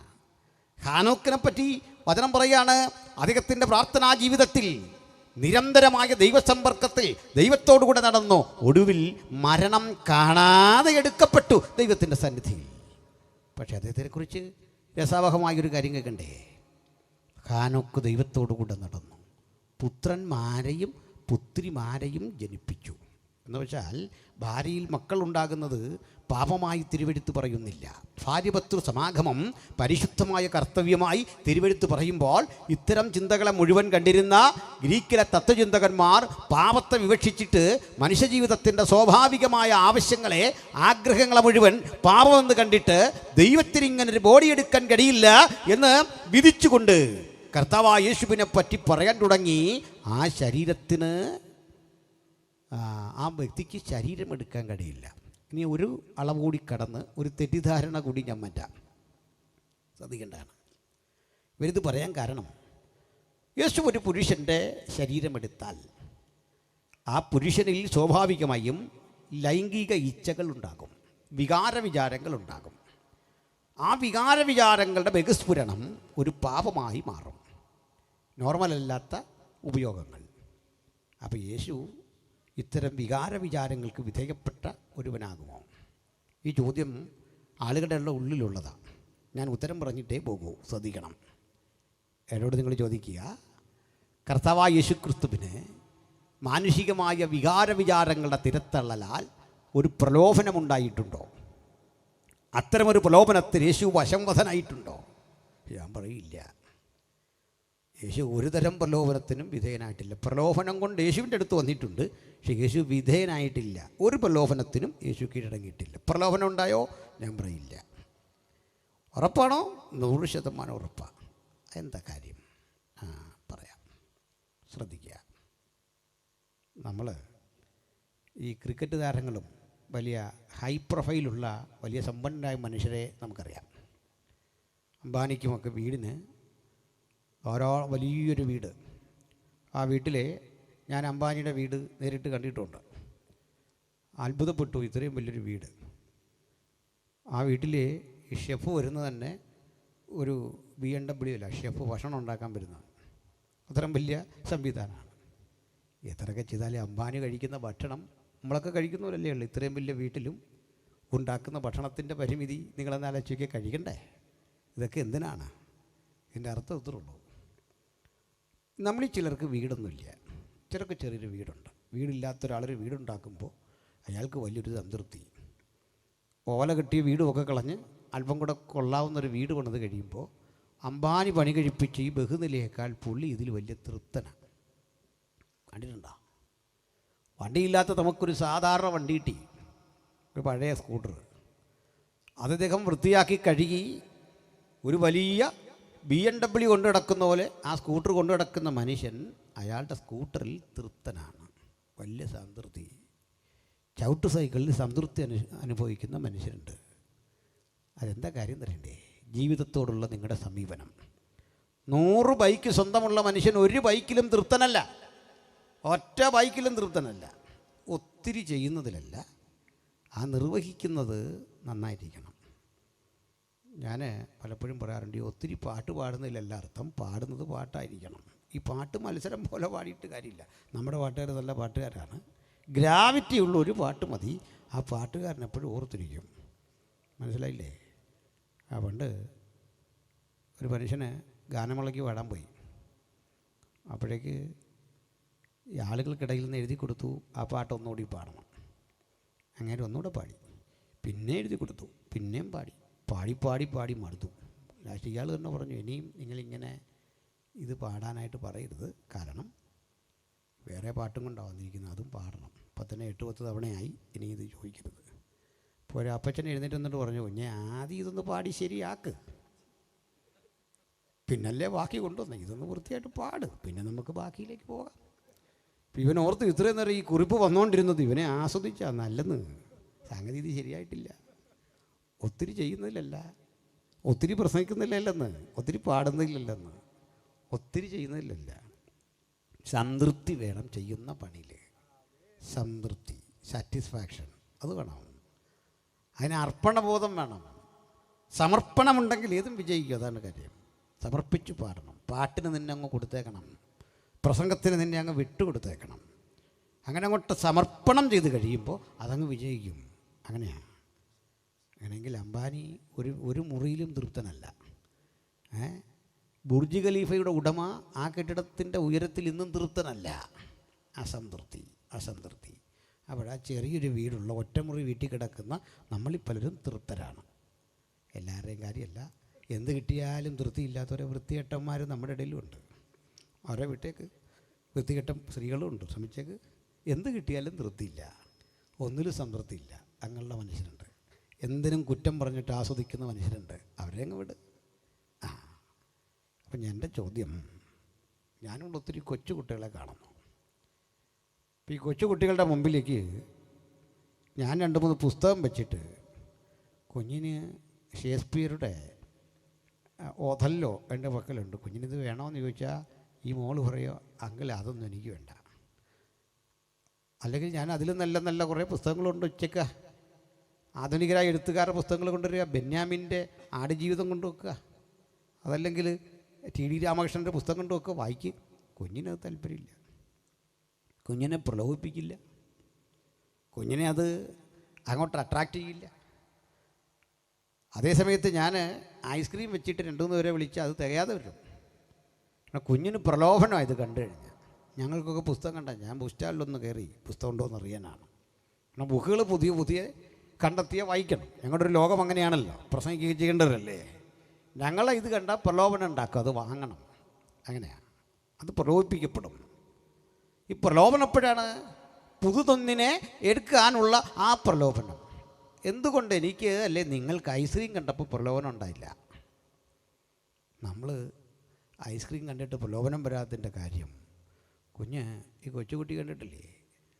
ഈ കൊച്ചുകുട്ടി, എനിക്ക് 3 മക്കളാണ്. അപ്പോൾ അതിൽ ഈ മക്കൾ ഐസ്ക്രീം കഴിച്ചിട്ട് ഈ ഇളയ കക്ഷി ഇതിങ്ങനെ കോരിയെടുത്ത് മൂത്തവർക്ക് അല്പാൽപ്പം കൊടുത്തിട്ട് അവരതിരുന്ന് കുടിക്കും. ആ കഴുകാത്ത കൈ കൊണ്ട് എൻ്റെ അടുത്ത് വന്നാൽ പോടാതെ വഞ്ഞൻ ഓടിച്ചു വിടും. കാരണം എനിക്കിത് വേണ്ട. ഇത് കൈ കഴിയുമെന്നൊന്നും മറ്റേ കുട്ടികൾക്ക് പ്രശ്നമില്ല, കാരണം അവർക്കിതിൻ്റെ ഒരല്പം കിട്ടിയാൽ മതി. പ്രലോഭനം പിടികിട്ടിയ എനിക്ക് നിന്നെ പ്രലോഭിപ്പിക്കാതെ. അപ്പ എത്ര ഐസ്ക്രീം കണ്ടതാ, എത്ര ലോകം കണ്ടതാ, എത്ര കല്യാണം കൂടി, എത്ര കല്യാണം നടത്തി, ഏതെല്ലാം സ്ഥലങ്ങളിൽ പോയി. ഇത് എന്നെ ഒരിക്കലും പ്രലോഭിപ്പിക്കില്ല. എന്താ പറഞ്ഞെന്നറിയണ്ടേ? ഈ സ്വർഗീയ മഹിമ വിട്ട് താണലോകത്തിലേക്ക് വന്ന യേശുവിനെ എന്ത് കാട്ടിയാ നിങ്ങൾ പ്രലോഭിപ്പിക്കുന്നേ? എന്തോന്ന് കാട്ടിയാ? പിടികിട്ടിയോ? വെറുതെ സുന്ദരിയായൊരു പെണ്ണിനെയോ മനോഹരമായൊരു വീടോ മനോഹരമായൊരു രാജ്യം ലോപിപ്പിക്കും. മനസ്സിലായോ? മുമ്പേ ഐസ്ക്രീം കൊടുത്തു എന്ന് പറഞ്ഞതേ ഉള്ളൂ. ഇത് വേണോ? അങ്ങനെ സുന്ദരിയെ കണ്ടാൽ പ്രലോഭിപ്പിക്കപ്പെടുന്നവനല്ല യേശു. അവളെയും തൻ്റെ മാറോട് ചേർത്തിട്ട് പറയും, മകളെ അനുഗ്രഹിക്കപ്പെടുക. അവൾക്കും യേശു കാന്തനാണ്, സ്നേഹിതനാണ്, സഹകാരിയാണ്, സഹചാരിയാണ്. അവനെ പ്രലോഭിപ്പിക്കാൻ മനുഷ്യൻ ശ്രമിച്ചേക്കാം, പ്രായോഗികമല്ല. കാരണം ആരാണ് ക്രിസ്തു? അവൻ ദൈവരൂപത്തിലിരിക്കെ ദൈവത്തോടുള്ള സമത്വം മുറുകെ പിടിക്കണമെന്ന് വിചാരിക്കാതെ ദാസ്യരൂപമെടുത്തു വേഷത്തിൽ മനുഷ്യനായി വിളങ്ങി. ചിലക്കത് മനസ്സിലാവില്ല, പറയാം. ഇപ്പം ക്രൂശിക്കപ്പെട്ടൊക്കെ എന്തിനാന്നല്ലേ? ഒരിക്കൽ വലിയ തിക്കും തിരക്കുമുള്ളൊരു സ്ഥലത്ത് ഒരു പ്രായമുള്ള മനുഷ്യൻ, അയാളുടെ അരികിൽ ആരോഗ്യദൃഢഗാത്രനായ മറ്റൊരു ചെറുപ്പക്കാരൻ, അവിടേക്കൊരു യുവാവ് വന്നു, മൂന്നാമതൊരാൾ. അപ്പോൾ ഈ കാരണവരടുത്തേക്ക് വരുമ്പോഴേക്ക് ഈ വണ്ണമുള്ള മനുഷ്യൻ ഈ ആരോഗ്യദൃഢഗാത്രൻ എഴുന്നേറ്റ് മാറി അപ്പച്ചനോട് പറഞ്ഞിരിക്കുക. അദ്ദേഹം ഇരുന്ന് അല്പം കഴിഞ്ഞ് ഈ കാരണവർ മാറിയ സമയത്തേക്ക് സീറ്റ് കൊടുത്ത മനുഷ്യൻ ആ സീറ്റിലിരുന്നു. അപ്പുറത്തിരിക്കുന്ന യുവാവിന് ഇദ്ദേഹത്തെ ഇഷ്ടപ്പെട്ടില്ല. അദ്ദേഹം പതുക്കെ പതുക്കെ ആ ബെഞ്ചിലിരുന്ന് തള്ളി തള്ളി തള്ളി ഇവിടെ കൊണ്ടുവരാൻ തുടങ്ങി. അപ്പോൾ അതൊക്കെ ഇങ്ങനെ മാറി മാറി കൊടുക്കും. ഇയാളുടെ ബാഗെടുത്ത് ഇതിൽ ബെഞ്ചിലേക്ക് വെച്ചു. ഇയാൾ വെറുതെ ഇങ്ങനെ ചെല്ലുണ്ടല്ലോ, വെറുതെ ഇരുന്ന് ശല്യം ചെയ്യുന്ന മനുഷ്യർ ഞെരുക്കി ഞെരുക്കി ഞെരുക്കി ഇപ്പുറത്ത് ചാടിച്ചു. അപ്പോഴേക്ക് മനുഷ്യനങ്ങ് മാറി. അപ്പോൾ ഈ യുവാവിന് നല്ല ആരോഗ്യമുള്ള ആളാണ്. അയാൾ എന്ത് നേരിടാൻ പാകത്തിന് ഒരു പ്രശ്നം ഉണ്ടാക്കാൻ നോക്കുക. അല്പം കഴിഞ്ഞ് ഈ മനുഷ്യനെ കണ്ടിട്ട് കുറേ ആളുകൾ വന്നിട്ട് ഇദ്ദേഹത്തോട് കൈകൂപ്പുന്നു, സംസാരിക്കുന്നു. ഇതൊക്കെ കണ്ടപ്പോൾ ഇദ്ദേഹത്തിന് തോന്നി, ഈ കരുത്തനായ മനുഷ്യൻ എന്തോ അല്പം പേരും പെരുമയുള്ള ആളോ എന്തോ സവിശേഷതയുണ്ട്. വരുന്നവരൊക്കെ ഇങ്ങനെ കൈകൂപ്പുന്നു, അദ്ദേഹം ഓട്ടോഗ്രാഫ് കൊടുക്കുന്നു. ഇദ്ദേഹം അടുത്ത് ചെന്നു പരിചയപ്പെടാൻ ആഗ്രഹിച്ചപ്പോൾ അദ്ദേഹം ഒരു കാർഡ് കൊടുത്തു, വിസിറ്റിംഗ് കാർഡ് കൊടുത്തിട്ട് അദ്ദേഹം വണ്ടിയിൽ കയറിപ്പോയി. നോക്കുമ്പോൾ ഇതൊരു റെസലിംഗ് ചാമ്പ്യനാണ്, ലോകപ്രസിദ്ധനായൊരു റെസലിംഗ് ചാമ്പ്യനാണ് തൊട്ടടുത്തിരുന്നത്. ആ റെസലിംഗ് ചാമ്പ്യനെ ഇവന്മാർ ഇത്രയും നേരം ഇയാൾ തള്ളിക്കൊണ്ടിരുന്നത്. ഇയാൾ മാറിക്കൊടുത്ത്, എന്തിനാ? നിന്നോട് പിടിക്കാനുള്ള താല്പര്യമില്ല, നീ ആര്? അവൻ്റെ വിരളെ പിടിച്ചിരിക്കാൻ നിനക്ക് ത്രാണിയില്ല. ഇങ്ങനൊരു കുത്തു കുത്തിയാൽ നീ മലകം മറിഞ്ഞു പോവും. മനസ്സിലായില്ലേ? നിന്നോട് പിടിക്കുകയല്ല ലക്ഷ്യം. നിൻ്റെ അടുത്ത് തോറ്റിരുന്ന് എന്തിനാ? നീ ബാക്കി കാണൂല, തിരിച്ചെഴുന്നേറ്റ ബാക്കി കാണൂല. എന്തിനാ ക്രൂശിച്ചപ്പോൾ സഹിച്ചേ? എന്തിനാ അടികൊണ്ടപ്പോൾ വാങ്ങിയേ? എന്തിനാ പീഡിപ്പിച്ചപ്പോൾ സഹിച്ചേ? തിരിച്ച് പ്രതികരിച്ച നീ ബാക്കി കാണൂല. ഇതാരാണ്? മനസ്സിലായോ? സ്വർഗീയ മഹിമ വെടിഞ്ഞ് താണലോകത്തിലേക്ക് ഇറങ്ങി വന്നവൻ, നമുക്ക് സമനായി കഷ്ടതകളെ കൂടി കടന്നുപോയവൻ. ആത്മസമർപ്പണത്തെ തെറ്റിദ്ധരിക്കരുത്, ആത്മസംയമനത്തെ തെറ്റിദ്ധരിക്കരുത്. അവൻ ശരീരമെടുത്തു വന്ന പാഠം അത് വിശ്വസിക്കണം. കാരണം പൗലോസ്ലീഹ കൊലോസ്യരോട് പറഞ്ഞു കൊടുക്കുകയാണ്, കൊലോസ്യരെ, തത്വജ്ഞാനവും വെറും വഞ്ചനയും കൊണ്ട് ആരും നിങ്ങളെ തെറ്റിദ്ധരിക്കരുത്. സഭകൾക്കുള്ളിൽ നുഴഞ്ഞു കിടന്ന് ഇത്തരം തത്വജ്ഞാനം നിങ്ങളുടെ ഉള്ളിൽ കയറ്റിയിട്ട് യേശു ജഡത്തിൽ വന്നില്ല എന്ന് പറയാൻ തയ്യാറെടുക്കും. അങ്ങനെ യേശുവിൻ്റെ മനുഷ്യത്വത്തെ നിരാകരിക്കും. നിങ്ങൾ അതിൽ വശംബദരായി തീരരുത്. എന്നിട്ട് ക്രിസ്തുയേശുവിനെ കുറിച്ചുള്ള ഉദാത്തമായ ആ പാഠം അങ്ങോട്ട് പഠിപ്പിക്കുകയാണ് ഈ ലേഖനത്തിൽ. ഇതാണ് നമ്മൾ വായിച്ചത്. മനസ്സിലായോ? ഞാൻ അതിൻ്റെ വിശദീകരണത്തിലേക്ക് ഒന്ന് കിടക്കുകയാണ്. ശ്രദ്ധിച്ചാട്ടെ. രണ്ട് വ്യത്യസ്തങ്ങളായ വ്യക്തിത്വം ഒരുമിച്ചൊരുവനിൽ സങ്കലനം ചെയ്യുന്നു. അതാണ് ക്രിസ്തു. രണ്ട് വ്യക്തിത്വം ഒരുപോലെ സങ്കലനം ചെയ്ത് ഇഴുകിച്ചേർന്നിരിക്കുന്ന ഒരാളെ ലോകത്തുള്ളൂ, അത് യേശുവാണ്. ഏതൊക്കെയാണ് വ്യക്തിത്വം? ഒന്ന്, യേശുവിൻ്റെ സമ്പൂർണ്ണ ദൈവത്വം. രണ്ട്, യേശുവിൻ്റെ സമ്പൂർണ്ണ മനുഷ്യത്വം. യേശു സമ്പൂർണ്ണ അർത്ഥത്തിൽ മനുഷ്യനാണോ? ഞാൻ പറയും സമ്പൂർണ്ണ മനുഷ്യനാണ്. യേശു സമ്പൂർണ്ണ ദൈവമാണോ? സമ്പൂർണ്ണ ദൈവവുമാണ്. സമ്പൂർണ്ണ ദൈവത്വവും സമ്പൂർണ്ണ മനുഷ്യത്വവും ക്രിസ്തുവിലുണ്ട്. അല്ല പാതി മനുഷ്യനും പാതി ദൈവവുമല്ല. തേത്തനായൊരു മനുഷ്യനല്ല. ദൈവം മാത്രമായി ചുരുക്കിക്കാണേണ്ട ആളല്ല. മനുഷ്യനായി ചുരുക്കിക്കാണേണ്ട ആളല്ല. ദൈവവും മനുഷ്യനും ഒരുമിച്ച് സമ്മേളിക്കുന്ന അഭൂതപൂർവമായ ആ വ്യക്തിത്വം, രണ്ട് വ്യക്തിത്വങ്ങൾ ഒരുമിച്ച് സങ്കലനം ചെയ്തിരിക്കുന്നു. ത്രിയേകത്വം ഇതുപോലെയാണ്. ത്രിയേകത്വം മൂന്ന് വ്യക്തിത്വങ്ങൾ ഒരു വ്യക്തിയായി പരിലസിക്കുകയാണ് ത്രിയേകത്വത്തിൽ. 3 persons ഇൻ വൺ നേച്ചർ.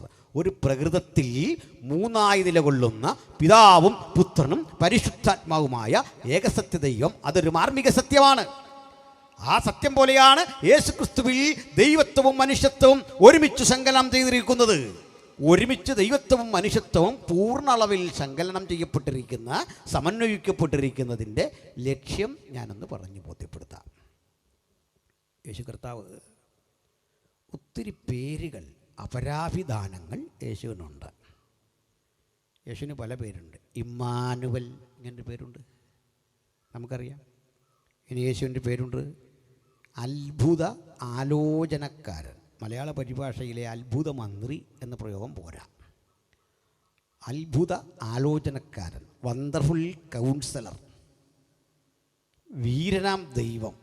അടുത്ത പ്രയോഗത്തിലും മലയാളത്തിലെ പരിഭാഷ പോരാ. നിത്യപിതാവല്ല, നിത്യതയുടെ പിതാവാണ്. ഫാദർ ഓഫ് ഇറ്റേണിറ്റി, നിത്യതയുടെ പിതാവ്, സമാധാന പ്രഭു. എത്രയെത്ര പേരുകൾ. യേശുവിനെ അപ്പോസ്തലപ്രവൃത്തി വിളിച്ചു ദൈവത്തിൻ്റെ ദാസൻ. ഇനിയും ഒരിടത്ത് വിളിച്ചു ദൈവത്തിൻ്റെ പരിശുദ്ധദാസൻ. ഇനിയും ഒരിടത്ത് വിളിച്ചു നാം സ്വീകരിച്ചു പറയുന്ന അപ്പോസ്തലനും മഹാപുരോഹിതനുമായ യേശുവിനെ ശ്രദ്ധിച്ചു നോക്കുക. മഹാപുരോഹിതൻ എന്ന് വിളിച്ചു, അപ്പോസ്തലൻ എന്ന് വിളിച്ചു. പക്ഷെ പ്രബലങ്ങളായ ചില വെളിപ്പേരുകൾ, അപരാഭിധാനങ്ങൾ യേശുവിനുണ്ടായിരുന്നു. ഒന്ന് ദൈവപുത്രൻ എന്നായിരുന്നു, മറ്റൊന്ന് മനുഷ്യപുത്രൻ എന്നായിരുന്നു.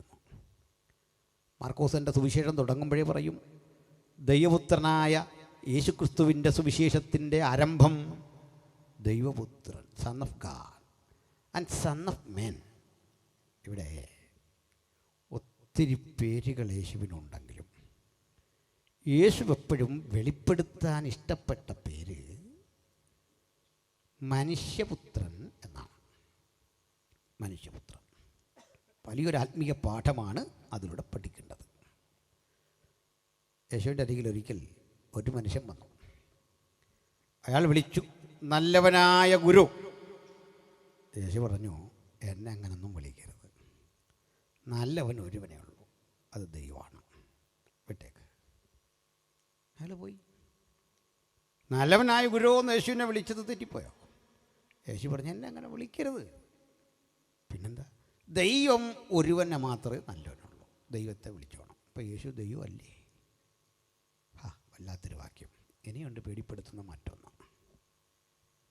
യേശുവിനെ കാണാൻ നിക്കോദിമോസ് എന്ന ഒരു മാന്യദേഹം വന്നു രാത്രിയിൽ.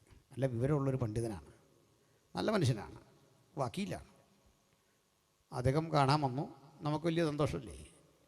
വർത്തമാനം പറഞ്ഞല്ല വിവരമുള്ള മനുഷ്യരോടൊക്കെ സംസാരിച്ചിരിക്കുന്ന വലിയ സന്തോഷമാണ്. നമ്മളൊക്കെയാണ് ഓർക്കും ചുമ്മാ പൊട്ടുവർത്താനം പറഞ്ഞിരിക്കുന്നതിനേക്കാൾ നല്ല വിവരമുള്ളൊരു മനുഷ്യനെ കിട്ടിയല്ലോ. പറ എന്താ സാറേ കാര്യമൊക്കെ, വാ ഇരി. നിക്കോദിമോസ് ചെന്നു.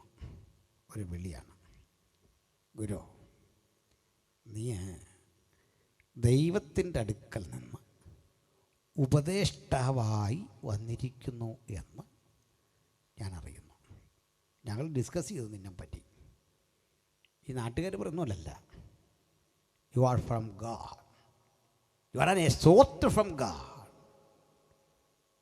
ഇത് പറഞ്ഞപ്പോഴാണെന്നറിയണ്ടേ, നാട്ടുകാരൻ അന്ന് യേശുവിനെ വിളിക്കുന്നത് തച്ചൻ്റെ മകൻ, ശാസ്ത്രമറിയാത്തവൻ, വിവരദോഷി എന്നൊക്കെ പുലമ്പുന്ന ഘട്ടത്തിൽ നാട്ടിലെ വിവരമുള്ള മനുഷ്യനെ ന്യായപ്രമാണം അരച്ച് കലക്കി പഠിച്ചൊരു പണ്ഡിത ശേഷൻ വന്നിട്ട് പറയുക, you are from above, you are sent from almighty, you are an instructor or mentor from almighty. നീ ദൈവത്തിൻ്റെ അരികിൽ നിന്ന് വന്നു. നമ്മളാണ് എങ്ങനെ പ്രതികരിച്ചേനെ? നിനക്ക് വിവരമുണ്ട്. ഇവിടെ കുറേ ബോധം കെട്ട മനുഷ്യരുണ്ട്. ഞാൻ ഈ അത്ഭുതം അടയാളമൊക്കെ ചെയ്തിട്ട് അമ്മാർ ഇതുവരെ എന്നെ മനസ്സിലാക്കിയില്ല. ഇതാ പറയുന്നത് വിദ്യാഭ്യാസം വേണം. അറിവ് വേണം. ഇത് ഞാൻ കുറേ പത്രോസിനെയും അന്ത്രയോസിനെയൊക്കെ വിളിച്ച് അവർ ഈ ഏറ്റവും ചെറിയ ജോലിയൊക്കെ ചെയ്തു തന്ന മനുഷ്യർ, അവർക്കൊന്നും എന്നെപ്പറ്റി വലിയ ഗ്രാഹ്യമില്ല. നമ്മളെന്നാൽ ഈ പത്രോസിനെയും അന്ത്രയോസിനെയൊക്കെ സഭയിൽ നിന്ന് നീക്കം ചെയ്യും. പ്രത്യേകിച്ച് നീക്കുകയില്ല, ഒരുതരം അവഗണന. പ്രത്യേകിച്ച് നീക്കത്തില്ല, ഹായ് പറഞ്ഞു പോകുന്നൊരു ബന്ധം. കാരണം നിക്കോദിമോസ് വന്നെന്ന്. പിറ്റേന്നൊന്നുമല്ല, നിക്കോദിമോസും യേശുവും കൂടെ ഒരുമിച്ചായിരിക്കും പോകുന്നത്. നിക്കോദിമോസിൻ്റെ ഒരു ഫോട്ടോ അവിടെ, യേശുവിൻ്റെ ഒരു വലിയ ഫോട്ടോ അവിടെ. എന്നിട്ട് പറയും, ഇതുപോലുള്ള വലിയ വലിയ മനുഷ്യരെ എന്നെപ്പറ്റി പറയുമ്പം കുറേ ഡ്യൂപ്ലിക്കേറ്റ് ഈ നാട്ടിലുണ്ട്, അവർക്കൊന്നും എന്നെപ്പറ്റി അറിയില്ല. നീ അറിവുള്ളവനോട് ചോദിക്കും, ഞാൻ ആരാന്ന് പറഞ്ഞു തരും. ചില മനുഷ്യരങ്ങനെയുണ്ട്. ചില മനുഷ്യർ ഈ തങ്ങളെപ്പറ്റി അറിയാൻ വേറെ എങ്കിലും ചോദിക്കണം എന്നാണ് പറയുന്നത്. ഞാൻ ഓർക്കുന്നുണ്ട്, എൻ്റെ വീടിൻ്റെ അടുത്തൊരു മനുഷ്യനുണ്ട്, പാവപ്പെട്ടവനാണ്, നല്ല മനുഷ്യൻ. പുള്ളിക്ക് ഒരു കുഞ്ഞ് ജനിച്ചു. ആ കുഞ്ഞിൻ്റെ 5-6 മാസം പ്രായമായി. ഈ കുട്ടി രാത്രി കിടന്ന് വല്ലാതെ അങ്ങ് കരയും. കുഞ്ഞുങ്ങൾക്ക് ഇങ്ങനൊരു സ്വഭാവം ഉണ്ടല്ലോ, അത് ഭൂതവും പിശാചൊന്നും ആയിട്ടല്ല, അതിനെന്തോ ചെറിയ ഇറിറ്റേഷനൊക്കെ വന്നിട്ട് അതങ്ങ് കരയുക. നിങ്ങൾ അന്നേരം അതിനെ സുവിശേഷ വിലയ്ക്കൊന്നും സമർപ്പിക്കില്ല, അത് പതുക്കെ വന്നോളും. ഈ ചെറുപ്പത്തിൽ കരയുന്ന കുഞ്ഞിനെ കരഞ്ഞ് ഓവറാകുമ്പോഴേക്ക് വീട്ടുകാരതിനെ വേലയ്ക്ക് സമർപ്പിക്കുക. അവനായി സ്റ്റേജിൽ കയറി ഈ പിച്ചും പെയ്യും എല്ലാം വിളിച്ചു പറയുന്നത്. നിങ്ങൾ ഈ ശല്യമൊന്നും ചെയ്യരുത്, അതങ്ങ് മാറിക്കോളും. ഒന്ന് പ്രാർത്ഥിച്ചിട്ട് കിടന്നാൽ മതി, മാറും. വിളിയുള്ളവനേ പോകാവുള്ളൂ വേലയ്ക്ക്. അല്ല, ഈ 6 മാസം പ്രായമുള്ള കുഞ്ഞ് ഇങ്ങനെ കരഞ്ഞപ്പോൾ ഇവനെ ആശ്വസിപ്പിക്കാൻ നോക്കിയിട്ട് പറ്റുന്നില്ല. ഈ പുരുഷന്മാർ ചെന്നിട്ട് കുഞ്ഞെ അടങ്ങിയിരിക്കുന്നു പറഞ്ഞത് കേൾക്കുകയില്ല. നമ്മൾ താലോലിക്കാൻ നോക്കിയാലും നടക്കുകയില്ല, വലിയ പാടാണ്. അമ്മയെ ആശ്വസിപ്പിക്കുന്നു, വീട്ടുകാരെല്ലാം കൂടെ ആശ്വസിപ്പിക്കുന്നു, അങ്ങനെ ഇരിക്കുന്നില്ല. അവസാനം ഈ പുള്ളി അങ്ങ് അരിശപ്പെട്ടു കൊച്ചിനോട്. 6 മാസം പ്രായമുള്ള കൊച്ചിനോട് 5-6 തെറി. മിണ്ടാ കിടന്നോളൂന്ന് പറഞ്ഞു. എന്നിട്ട് പറയുക, നീയേ ജോസ് ആരാണെന്ന് ഈ നാട്ടിലും തിരക്കണമെന്ന്. നിനക്കെന്നെ മനസ്സിലായിട്ടില്ല, കാള് മാറിപ്പോയി. അടിച്ച് നിൻ്റെ ചെവിക്കുറ്റി ഞാൻ പോയിക്കും, നീ ഒന്ന് തിരക്കണം ജോസ് ആരാണെന്ന്. ആരാ? 6 മാസം പ്രായമുള്ള കൊച്ച്. ഓർത്ത് നോക്കി, ഇത്തരം പൊട്ടന്മാരും ലോകത്തുണ്ട്. ഇതുപോലെ പറയാം, നീ എന്ത് തിരക്ക് നാട്ടിൽ, ആരോടെങ്കിലും ചോദിക്ക്. ഞങ്ങൾ കർത്താവായ യേശുവിനെ പ്രസംഗിക്കുമ്പോൾ വിക്ടർ ഹ്യൂഗോ പറഞ്ഞു, അല്ലെങ്കിൽ മറ്റൊരുത്തം പറഞ്ഞു, ഈ സപ്പോർട്ടൊന്നും ഇവിടെ ആവശ്യമില്ലെന്നേ, ഇത്തരം സപ്പോർട്ടുകളിലല്ലെന്നേ യേശുവിനെ പ്രസംഗിക്കുന്നേ. ആരെന്ത് പറഞ്ഞൊന്നും കേൾക്കാൻ ഈ ഗുരുവിന് ഇഷ്ടമില്ല. ഈ നിക്കോദിമോസിൻ്റെ മുഖത്തേക്ക് നോക്കിയിട്ട് യേശുവിൻ്റെ പ്രതികരണം ഒരല്പം കട്ടിയായിപ്പോയി തോന്നും. എന്താണെന്നറിയണ്ടേ? കുഞ്ഞേ, നീ വീണ്ടും ജനിച്ചതല്ല, തൽക്കാലം പോയാട്ടെ. ഒരു ഗെറ്റ് ഔട്ട് അടിക്കുന്ന ശബ്ദമുണ്ട് അതിനകത്ത്. തിരക്കാന്ന് നീ ഇവിടെ കിടന്ന് ഇതൊക്കെ സംസാരിച്ച് കഴിഞ്ഞാൽ. ഈ പുള്ളി ചോദിച്ചു, സാറെന്താ ഈ പറയുന്നത്? എനിക്ക് വയസ്സ് എത്ര ഉണ്ടെന്നറിയോ? ഞാൻ വൃദ്ധനായ ശേഷം അമ്മയുടെ ഉദരത്തിൽ കിടന്ന് എങ്ങനെ വീണ്ടും ജനിക്കും? അതിൻ്റെ അർത്ഥം, യേശുവിൻ്റെ ആത്മീയ വചനങ്ങളുടെ ശക്തി താങ്ങാനുള്ള ശേഷി ഈ നിക്കോദിമോസിൻ്റെ പാണ്ഡിത്യത്തിനില്ലായിരുന്നു. അവൻ തിരിച്ചുപോയി. നിക്കോദിമോസിന് കിട്ടാത്ത സുഖമാണ് അന്ന് ബേസയിലെ പത്രോസ് അനുഭവിച്ചേ. കാരണം അവൻ വീണ്ടും ജനിച്ചിരുന്നു. വീണ്ടും ജനിക്കാത്തവനെ മടക്കി അയച്ചു. ആ പോകുന്ന പോക്കിൽ ഈ പണ്ഡിതൻ ഓർത്തു, ഞാൻ ചെന്ന ഒരിടത്തും ആളുകൾ എന്നെ പുകഴ്ത്താതിരുന്നിട്ടില്ല, എൻ്റെ അറിവിനെ ബഹുമാനിക്കാതിരുന്നിട്ടില്ല. ഞാനേറെ ആകാംക്ഷയോടെ ചെന്നപ്പോൾ പ്രതീക്ഷയർപ്പിച്ച ഈ മനുഷ്യൻ എന്നെ തിരിച്ചു വിട്ടു. അവൻ്റെ അന്തരാത്മാവോട് ദൈവവചനം പറഞ്ഞു, ഒന്നുമല്ല, നീ വീണ്ടും ജനിക്കാൻ ഇന്നു മുതൽ ഉദ്യമിക്കണം. നിക്കോദിമോസ് വീണ്ടും ജനിച്ചെന്നാ നമുക്കറിയാമല്ലോ. പിന്നീട് അവൻ യേശുവിനെ അന്ന് മുതൽ ഒരു രഹസ്യ വിശ്വാസിയായി അനുധാവനം ചെയ്തു എന്നാണ്. അതൊക്കെ നമുക്കറിയാം. അപ്പോഴേ തന്നെ ആരെങ്കിലും ദൈവമെന്ന് വിളിച്ച, ദൈവപുത്രനെന്ന് വിളിച്ച, ഉയരത്തിൽ നിന്ന് വന്നെന്ന് പറഞ്ഞാൽ അതങ്ങ് ബാൻ ചെയ്യും യേശു.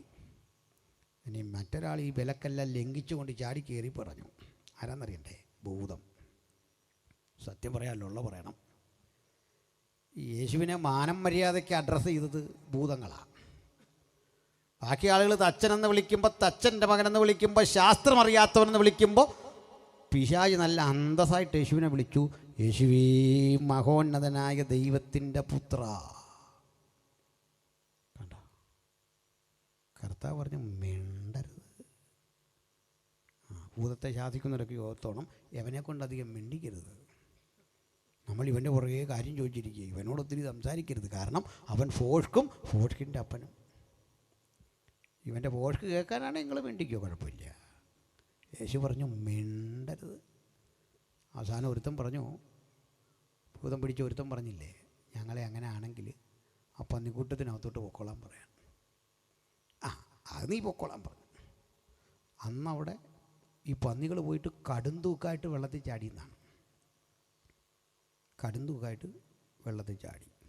പിന്നെ അതെവിടെ പൊങ്ങിയെന്നൊന്നും നമുക്ക് പറയാൻ പറ്റില്ല. ഏതായാലും അത് പോട്ടെ, അതതിൻ്റെ വഴിക്ക് പോട്ടെ. അപ്പോൾ ഈ ഭൂതങ്ങളെ ആ വഴിക്ക് അങ്ങ് വിട്ടു യേശു. ഇതിനകത്തൊരു കാര്യമുണ്ടേ, ഈ ഭൂതങ്ങൾ എന്തെങ്കിലും പറഞ്ഞ ദിവാസന്മാരെ എതിർക്കും. എക്സാമ്പിൾ, പൗലോസിനെ ഇതുപോലെ പ്രകീർത്തിച്ചു ഭൂതം പിടിച്ചൊരു സഹോദരി. എന്താണെന്നറിയണ്ടേ, പൗലോസും ശീലാസും ഒക്കെ ഇങ്ങനെ പോകുന്ന വഴിക്കൊരു സഹോദരി പറയുക, ഇവർ അത്യുന്നതനായ ദൈവത്തിൻ്റെ ദാസന്മാർ, രക്ഷാമാർഗം നിങ്ങളോട് അറിയിക്കാൻ വരുന്നു. നമ്മളാണ് എന്ത് ചെയ്തേനെ, പിറ്റേന്ന് തന്നെ പ്രോഗ്രാം കൊടുത്തേനെ, സൗകര്യം നാളെ ഒരു യോഗ ഉണ്ട് വരണം കേട്ടോ, നമുക്ക് ഒരുമിച്ച് ശുശ്രൂഷിക്കാം. കാരണം നാട്ടുകാരെല്ലാം അതും വിളിച്ചു പറയുമ്പം നീ മാത്രമേ ഉള്ളൂ കാര്യം പറഞ്ഞേ. ബിലയാം സഞ്ചരിച്ച കഴുത പ്രവചിച്ചു. ഒരു ദിവസം കഴുത പ്രവചിച്ചെന്ന്, കാരണം കഴുതയുടെ വൃത്തികൾ പോവാ. കുറേ ദൂരം പോകുമ്പോൾ ഇടനാഴിക്ക് ഉള്ളിലൂടെ വന്ന് പോയ കഴുതയ്ക്ക് പോകാൻ പറ്റുന്നില്ല. അവരുടെ ഞെരുക്കി ഇയാളെ. തൊട്ട് മുമ്പിൽ നിൽക്കുന്നു ദൂതൻ, വിടുന്നില്ല. ദൂതൻ ഇങ്ങോട്ട് കടന്ന വെട്ടുമെന്ന് പറഞ്ഞ് നിൽക്കുക. കഴുത അവിടെ വന്ന് ഇങ്ങനെ അമ്പരന്ന് നിൽക്കുക. കഴുതയ്ക്ക് വെളിപ്പാടുണ്ടായി, ഈ മനുഷ്യനെ കിട്ടിയില്ല. തൊട്ട് മുമ്പിൽ ദൂതൻ മൂർച്ചയേറിയ വാളും കൊണ്ട് നിന്നപ്പോൾ കഴുത കണ്ടു വാളുള്ള ദൂതനെ. പ്രവാചകൻ കണ്ടു വാലുള്ള കഴുതയെ. വ്യത്യാസത. അതിൻ്റെ മണ്ട ഇരിക്കുക, ഇരുന്നിട്ടൊരു ചവിട്ടതിനിട്ട് കൊന്നു കളയെന്ന് പറഞ്ഞാൽ. കഴുത തിരിഞ്ഞ് എന്നിട്ട് പറഞ്ഞു, ഞാൻ നിൻ്റെ കഴുതയല്ലയോ, ഇന്ന് വരെ നിന്നെ ചുമക്കാൻ, ഞാൻ നിന്നെ ചുമക്കുന്നതിന് മുമ്പ് നാളെ മുതൽ നിന്നെ ചുമക്കണേ, പൊറോട്ട ഇറച്ചി മേടിച്ചു തരണമെന്ന് ഞാൻ പറഞ്ഞിട്ടുണ്ടോ? ഈ പണിക്ക് ഞാനില്ല എന്ന് പറഞ്ഞിട്ടുണ്ടോ? സത്യം പറഞ്ഞാൽ തൊഴിലാളിയുടെ പ്രതിഷേധമാക്കണ്ട ചരിത്രത്തിലെ ആദ്യത്തെ. മുതലാളിക്ക് നേരെ തൊഴിലാളി നടത്തുന്ന ആദ്യത്തെ പ്രതിഷേധ യോഗമാണ് കഴുത നടത്തിയത്. വലിയൊരു തിരിച്ചടി. അധികാരത്തിനും മേധാവിത്വത്തിനുമെതിരെയുള്ള ഒരു വലിയ പ്രതിഷേധം അതവിടെ നടത്തി. പിന്നെ ആ കഴുത എങ്ങോട്ട് പോയെന്നൊരു പിടിയില്ല. എനിക്കൊന്ന് ആ കഴുത അന്ന് തന്നെ ചത്ത് കാണും. അതിൻ്റെ കാരണം വേറൊന്നുമല്ല, അത് ജീവിച്ചിരുന്നെങ്കിൽ പിറ്റേ ദിവസം നമ്മൾ പോയി അതിന് പ്രോഗ്രാം കൊടുത്തേനെ. ഞങ്ങൾക്കൊന്നും ഇവിടെ വരാൻ പറ്റില്ല, കഴുത സംസാരിക്കുമെന്ന് അതിനെ വിളിച്ചെന്നെ. എന്താ കാര്യം? കഴുത സംസാരിക്കും, കാരണം കഴുത പറഞ്ഞെല്ലാം കൃത്യമായിരുന്നു. കഴുതയെ കൊണ്ട് പിന്നെ ഇവിടെ എല്ലാം വരും. ഫ്ലക്സ് അടിക്കുന്ന കഴുതയുടെ ആയിരിക്കും. നാളെ ഈ റവറണ്ട് നിങ്ങളോട് സംസാരിക്കും. നമ്മുടെ ഒരു അസുഖം. പക്ഷെ കർത്താവ് എന്ത് ചെയ്തു? ഭൂതത്തോട് പറഞ്ഞു, മിണ്ടരുത്, അനങ്ങരുത്. അപ്പോൾ തന്നെ പുകഴ്ത്തിയവരെ, തന്നെ പ്രശംസിച്ചവരെ, ദൈവമെന്ന് വിളിച്ചവരെ ഒക്കെ കണ്ടിട്ട് പറഞ്ഞു, ഏയ് വേണ്ട. അങ്ങനെ ഇരിക്കേ കർത്താവും നമ്മുടെ പത്രോസും അന്ത്രോസും യാക്കോവും എല്ലാം കൂടി യാത്ര ചെയ്തൊരു സ്ഥലത്ത് ചെന്നു. ഫിലിപ്പിൻ്റെ കൈസരിയ, നിങ്ങൾ കേട്ടിട്ടുണ്ടോ? ആ കൈസരിയിലേക്ക് കയറുമ്പോൾ അത് കൈസറുടെ പട്ടണമാണ്. കൈസറുടെ പട്ടണം എന്ന് പറഞ്ഞാൽ എന്താ? രാജ്യം ഭരിക്കുന്ന ചക്രവർത്തി തിരുമനസിന് സമർപ്പിച്ചൊരു പട്ടണം. ആ പട്ടണത്തിലെ ദൈവം ചക്രവർത്തിയാണ്. ചക്രവർത്തിയെ ദൈവമായി ആരാധിക്കുന്ന ആളുകൾ അവിടെ ഉള്ള. ഈ സ്ഥലത്ത് വരുമ്പോൾ യേശു ഒരു ചോദ്യം, കാരണം അവിടെ എപ്പോഴും ഉയർന്നു കേൾക്കാം, നമ്മുടെ കർത്താവും രക്ഷിതാവുമായ റോമാ കൈസറുടെ നാമത്തിൽ ഞാൻ നിങ്ങളെ വന്ദിക്കുന്നു. ഇത് പറഞ്ഞ് അങ്ങോട്ട് കയറാനൊക്കെയുള്ളൂ. നിങ്ങൾക്ക് തോന്നുന്നുണ്ടോ യേശു ഇങ്ങനെ പറഞ്ഞെന്ന്? യേശു മിണ്ടിയില്ല. നാട്ടു നടപ്പല്ലേ എന്ന് ഓർത്ത് ഇതൊന്നും വിളിച്ചു പറയില്ല. ശിഷ്യന്മാർ യേശു മിണ്ടാത്തതുകൊണ്ട് ശിഷ്യന്മാരും മിണ്ടിയില്ല. അപ്പോൾ വാതുക്കൽ അഭിവാദ്യം ചെയ്യാൻ നിൽക്കുന്ന ആളുകൾ ഇവരുടെ ഈ പോക്ക് ഇങ്ങനെ അമ്പരത്തോടെ നോക്കുക. കാരണം വരുന്നവരെല്ലാം ഈ കൈസറെ നമസ്കരിക്കും, ഒരു വെണ്ണക്കൽ ശില്പത്തിൻ്റെ മുമ്പിൽ കാണിക്കയിടും, അവിടെ പ്രദക്ഷിണം ചെയ്യും. ഇതൊന്നും ചെയ്യാതെ ഒരു 10-12 പേരങ്ങോട്ട് പോന്നു. അവരിങ്ങനെ ശ്രദ്ധിക്കുമ്പോൾ കർത്താവ് ഒരു ചോദ്യം, ജനങ്ങൾ മനുഷ്യപുത്രനെ ആർ എന്ന് പറയുന്നു? ഒരുത്തൻ പറഞ്ഞു നീ ഏലിയാവാന്ന് പറയുന്നുണ്ട്, ഒരുത്തൻ പറയുന്നു നീ യെരമ്യാവാന്ന് പറയുന്നുണ്ട്, മറ്റുള്ള പറഞ്ഞു നീ പ്രവാചകന്മാരിൽ ഒരുത്തനാണെന്ന് പറയുന്നുണ്ട്.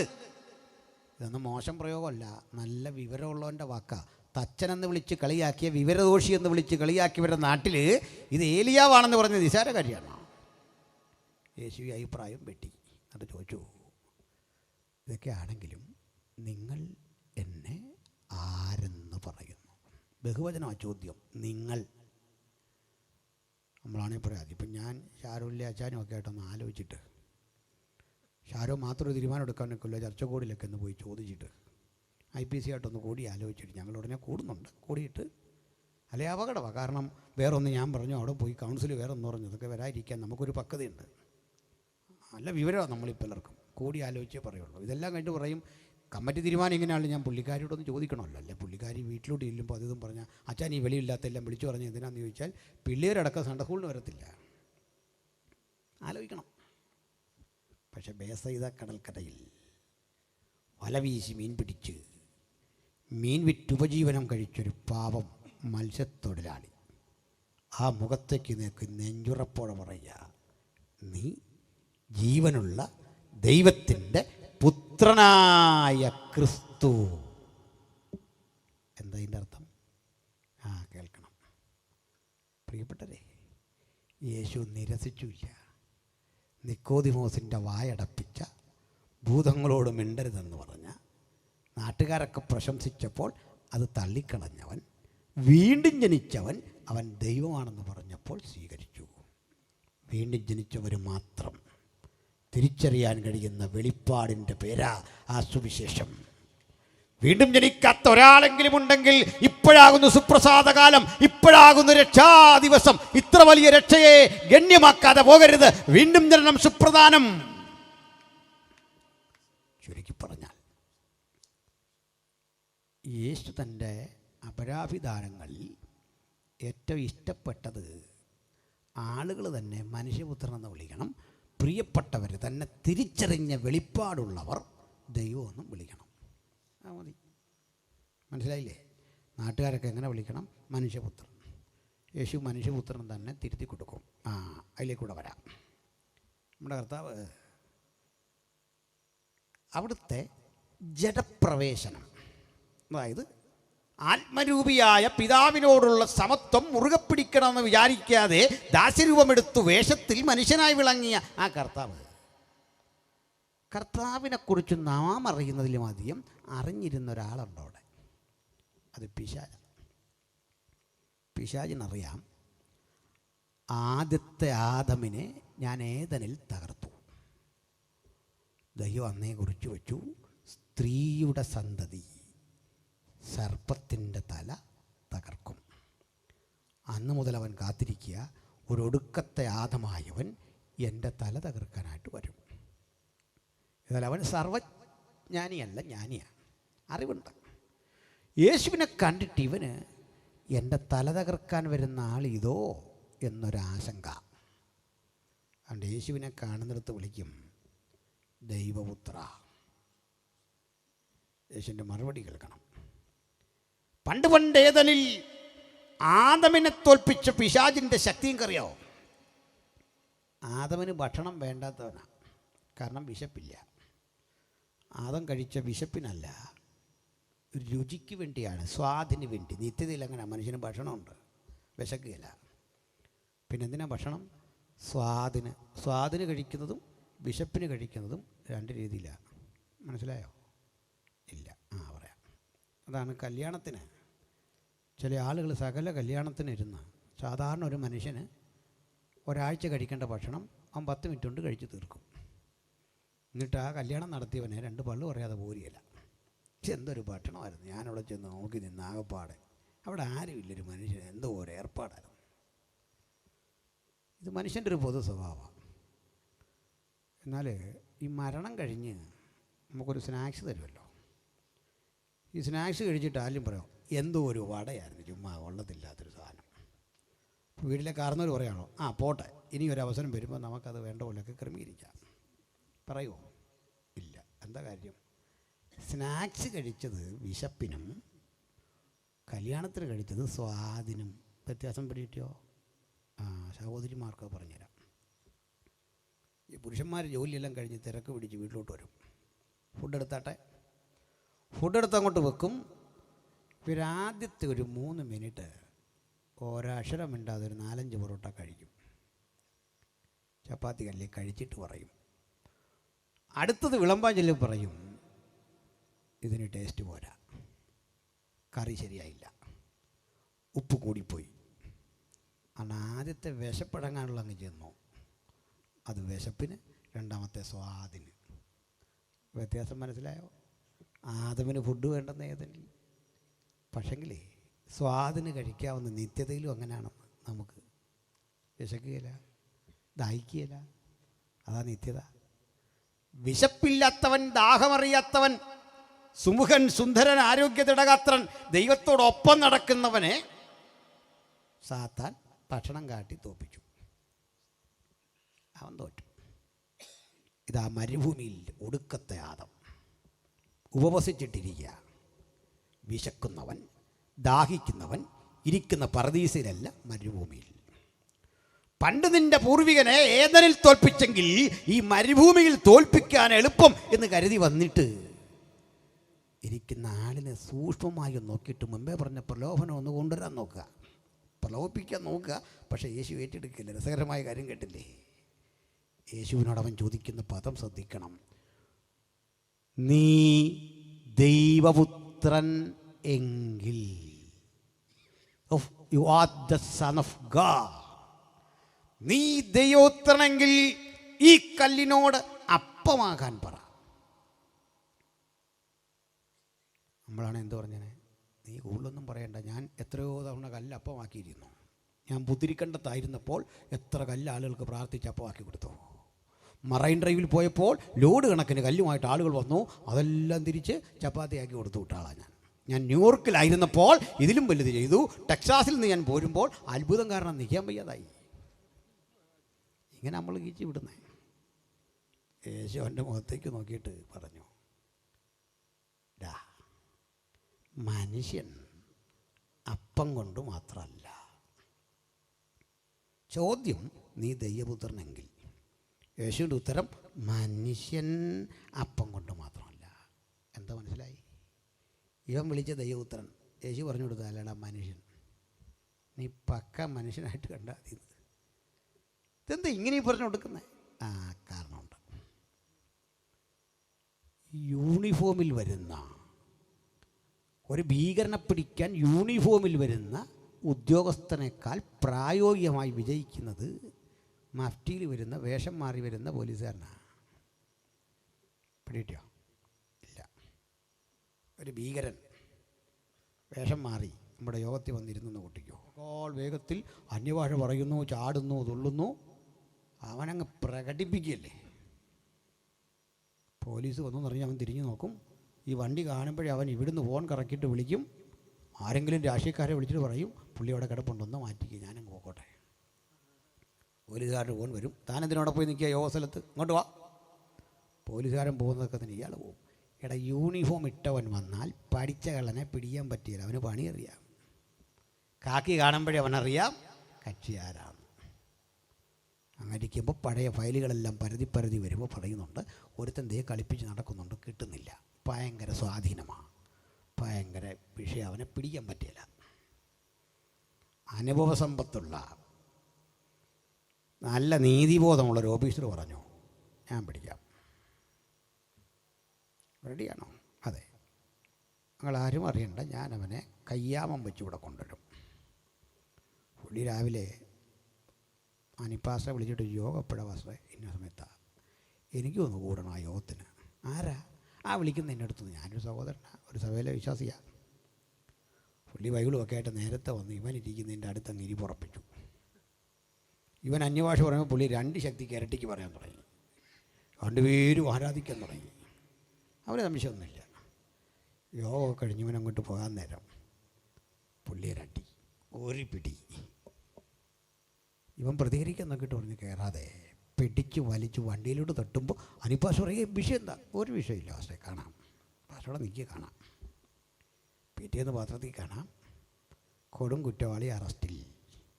യൂണിഫോമിലെല്ലാം അറസ്റ്റ് ചെയ്ത ആളിൻ്റെ പോലീസ് ഉദ്യോഗത്തിൻ്റെ റാങ്കും ഡീറ്റെയിലും എല്ലാം കൊടുത്തോണ്ട് പറയുക, ഇന്ന സ്ഥലത്ത് വെച്ച് ഇന്ന രൂപത്തിൽ അറസ്റ്റ് ചെയ്തേ. വൈകിട്ട് മാധ്യമ ചർച്ചകളിൽ കാണാം, ഈ കൊടും കുറ്റവാളിയെ താങ്കൾ എങ്ങനെ കീഴടക്കിയേ? മാധ്യമപ്രവർത്തകനോട് പോലീസുകാരൻ പറയും, ഇയാൾ പഠിച്ച പണി പലതും നോക്കി, ഞാൻ ഇവൻ്റെ കേസ് ഡയറി മുഴുവൻ പരിശോധിച്ച് ഇവൻ പോകാനിടയുള്ള സ്ഥലങ്ങളിലൊക്കെ ഇവനെപ്പോലെ വേഷം മാറിച്ചെന്നു ഇവനെ കീഴടക്കി. അന്ന് മുതലേ സമസ്വഭാവമുള്ള കുറ്റവാളികൾക്കൊരു പേര്, കാക്കിയിട്ട പോലീസല്ല കരുത്തൻ, മഫ്റ്റിയിൽ വരുന്നവൻ കരുത്തനാവൻ തല കൊണ്ടല്ലാതെ പോവില്ല. എന്താ മനസ്സിലായി? ദൈവപുത്രനായി വരുന്ന ക്രിസ്തുവിനേക്കാൾ സാത്താന് പേടി വേഷത്തിൽ മനുഷ്യനായി വിളങ്ങി വരുന്ന യേശുവിനെ കണ്ടപ്പോൾ മനസ്സിലായി, എൻ്റെ തല പോക്കാ, എന്നെ പിടിക്കും. അതിനാ യേശു കൂടെ പറയുന്നത് മനുഷ്യപുത്രൻ. അതിനാണ് ഇന്നും നമ്മൾ ശാസിക്കുമ്പോൾ യേശുവിൻ്റെ ലോക്കൽ അഡ്രസ്സ് വെച്ചടിക്കുന്നത്. പിശാചിനെ വിളിച്ചിട്ട് പറയും നസ്രായനാ യേശുവിൻ്റെ ലോക്കലാ. പത്തിയൂർ എന്ന് പറയുന്ന പോലെ സ്ഥലമാണ്. പറഞ്ഞാൽ പിടിയിട്ടോ ഒരു ലോക്കൽ സ്ഥലം. ലോക്കൽ അഡ്രസ്സ് കൊടുത്തിട്ട് പറയും ഇത് കണ്ടോ, ആളിനെ അറിയോ, ആ നാമത്തിലാ ഞാൻ നിന്നോട് കൽപ്പിക്കുന്ന, വിട്ടുപോ. എന്ത് പിടികിട്ടി? സ്വർഗമഹിമ വെടിഞ്ഞ് താണലോകത്തിലേക്ക് വന്ന യേശു വേഷത്തിൽ മനുഷ്യനായി വിളങ്ങി ആദമ്യകുലത്തിൻ്റെ തോൽവി ഇനി ആവർത്തിക്കപ്പെടാതിരിക്കാൻ ആ ശരീരം കൊണ്ട് സാത്താന്യ ശക്തിയെ ചെറുത്തോൽപ്പിച്ച് തകർത്ത് തരിപ്പണമാക്കി അവന് പ്രായച്ചിത്തമായി തൻ്റെ പ്രാണനെ നമുക്ക് വേണ്ടി യാഗമാക്കി തന്നു. അപ്പോൾ കൂടി വിശദീകരിച്ച് നമുക്ക് അവസാനിപ്പിക്കാം. പ്രിയരെ, ഓർക്കേണ്ട ഒരു കാര്യം, ഈ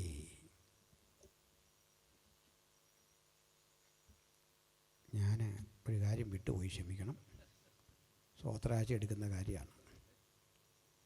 അപ്പോൾ സ്വോത്രകാഴ്ച എടുക്കും, ആ ലാസ്റ്റുള്ള ആളുകൾ ഓടിപ്പോകാൻ പാടില്ല ഒരു കാരണവശാലും. അതുകൊണ്ട് ബാലിൻ്റെ പ്രവാചകന്മാരെ ഒരുത്തിനെയും വിടല്ലെന്ന് പറഞ്ഞ പോലെ അവിടെ നിൽക്കണം. നമുക്ക് അവിടെ നിന്ന് ഇങ്ങോട്ട് ആരംഭിക്കണം, ഇവിടുന്ന് വരണ്ട.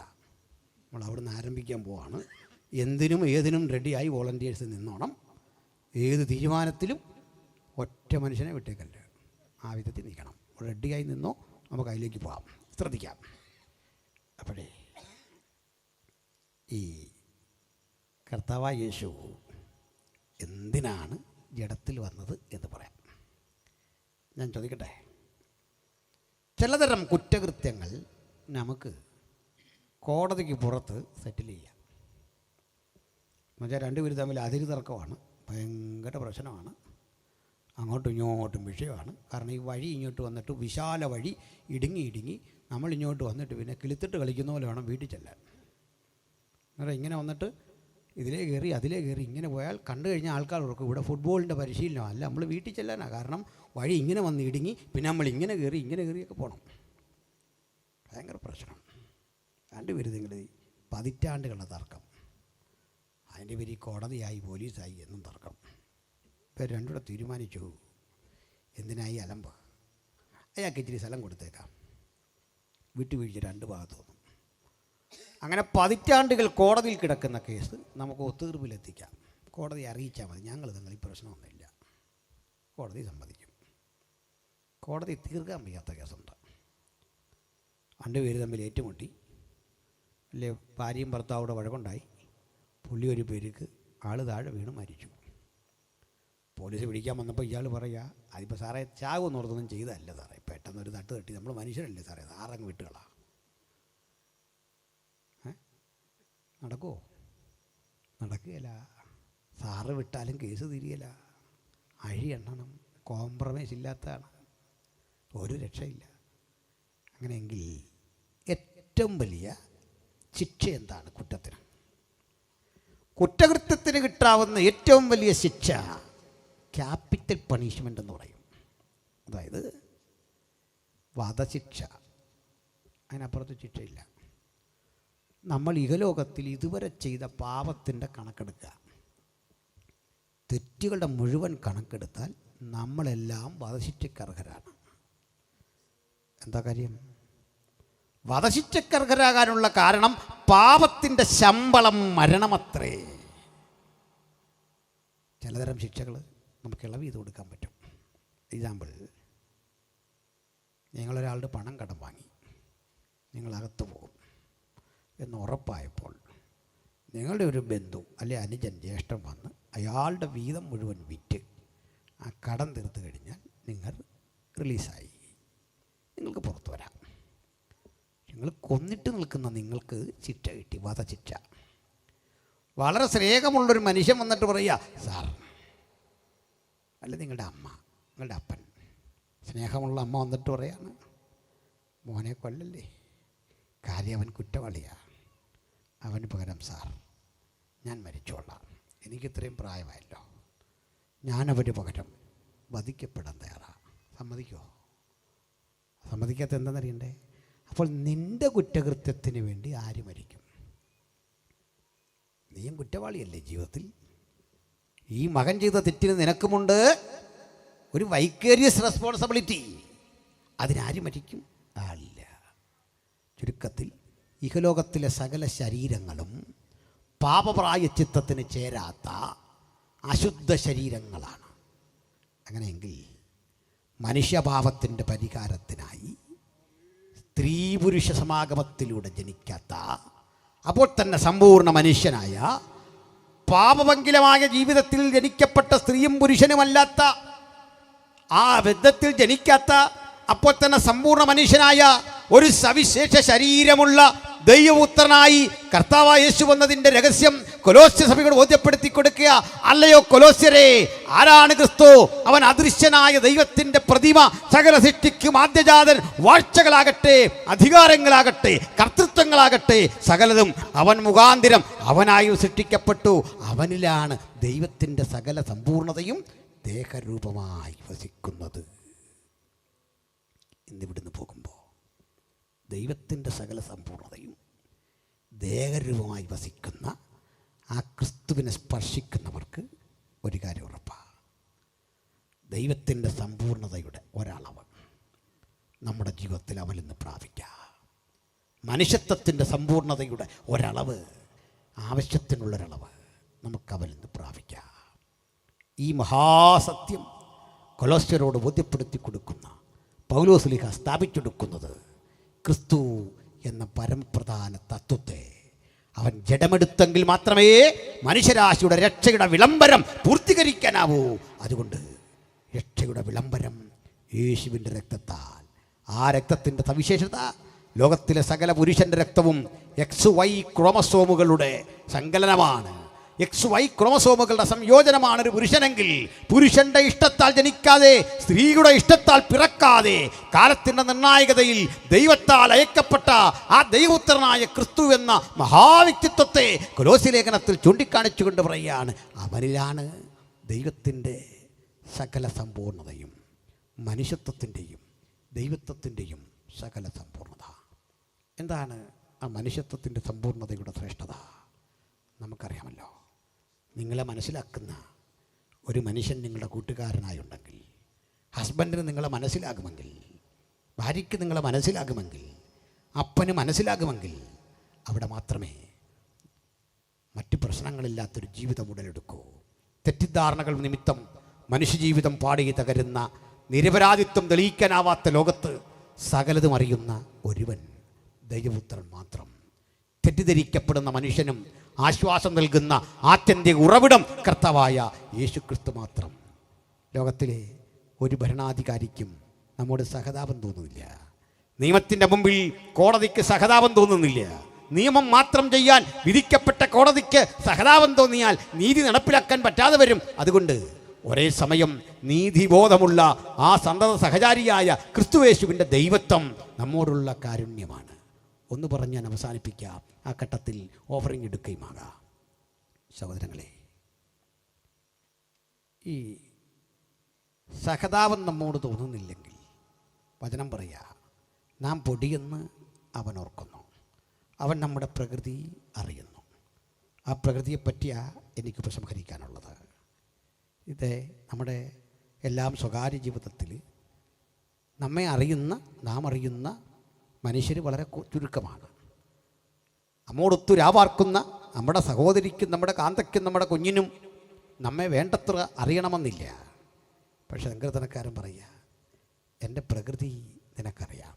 ഇവിടെ ഒരു കാര്യമൂർത്തി, ലോകത്തിലെ സകല മതങ്ങളും ദൈവത്തെ സ്ഥാനപ്പേർ ചൊല്ലിയാണ് വിളിക്കുന്നത്, ദൈവമെന്നാണ് വിളിക്കുന്നത്, സർവശക്തനെന്നോ സർവജ്ഞാനിയെന്നോ ആണ് വിളിക്കുന്നത്.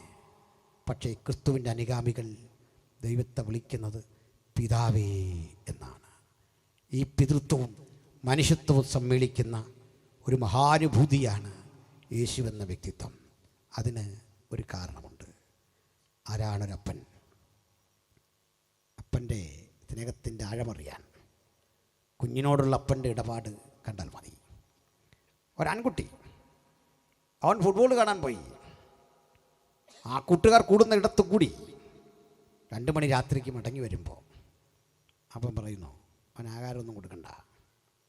അപ്പൻ അറിയാതെ കത്ത് കിടന്ന ആ കുഞ്ഞ്. എന്തിനാണ് അപ്പൻ ഈ 2 മണി രാത്രി വരെ ഉറങ്ങാതെ കിടന്നത്? അപ്പൻ ആശങ്ക നിന്നെക്കുറിച്ച്, നിൻ്റെ യാത്രയെക്കുറിച്ച്, ആൾത്തിരക്കിനിടയിൽ നിനക്ക് ഭവിക്കാവുന്ന വേദനയെക്കുറിച്ച്. നിനക്ക് ഭക്ഷണം നിഷേധിക്കണം എന്നതല്ല അപ്പൻ്റെ ആഗ്രഹം. നിനക്കാവത്ത് വരാതിരിക്കാനുള്ള ജാഗ്രത അപ്പൻ മനസ്സിൽ കൊണ്ട് നടക്കുന്നു. ഇനി പെൺകുട്ടികളുടെ ബന്ധത്തിൽ അപ്പൻ വഴക്ക് പറയുമ്പോൾ വേദനിക്കുന്ന പെൺകുഞ്ഞുങ്ങളെ കാണാം. പപ്പ വഴക്ക് പറഞ്ഞാൽ സഹിക്കാൻ വയ്യ, അസഹനീയമാണ്. അമ്മ തല്ലുന്നതിനേക്കാൾ വേദനാജനകമാണ് അപ്പ വഴക്ക് പറയുന്നത്.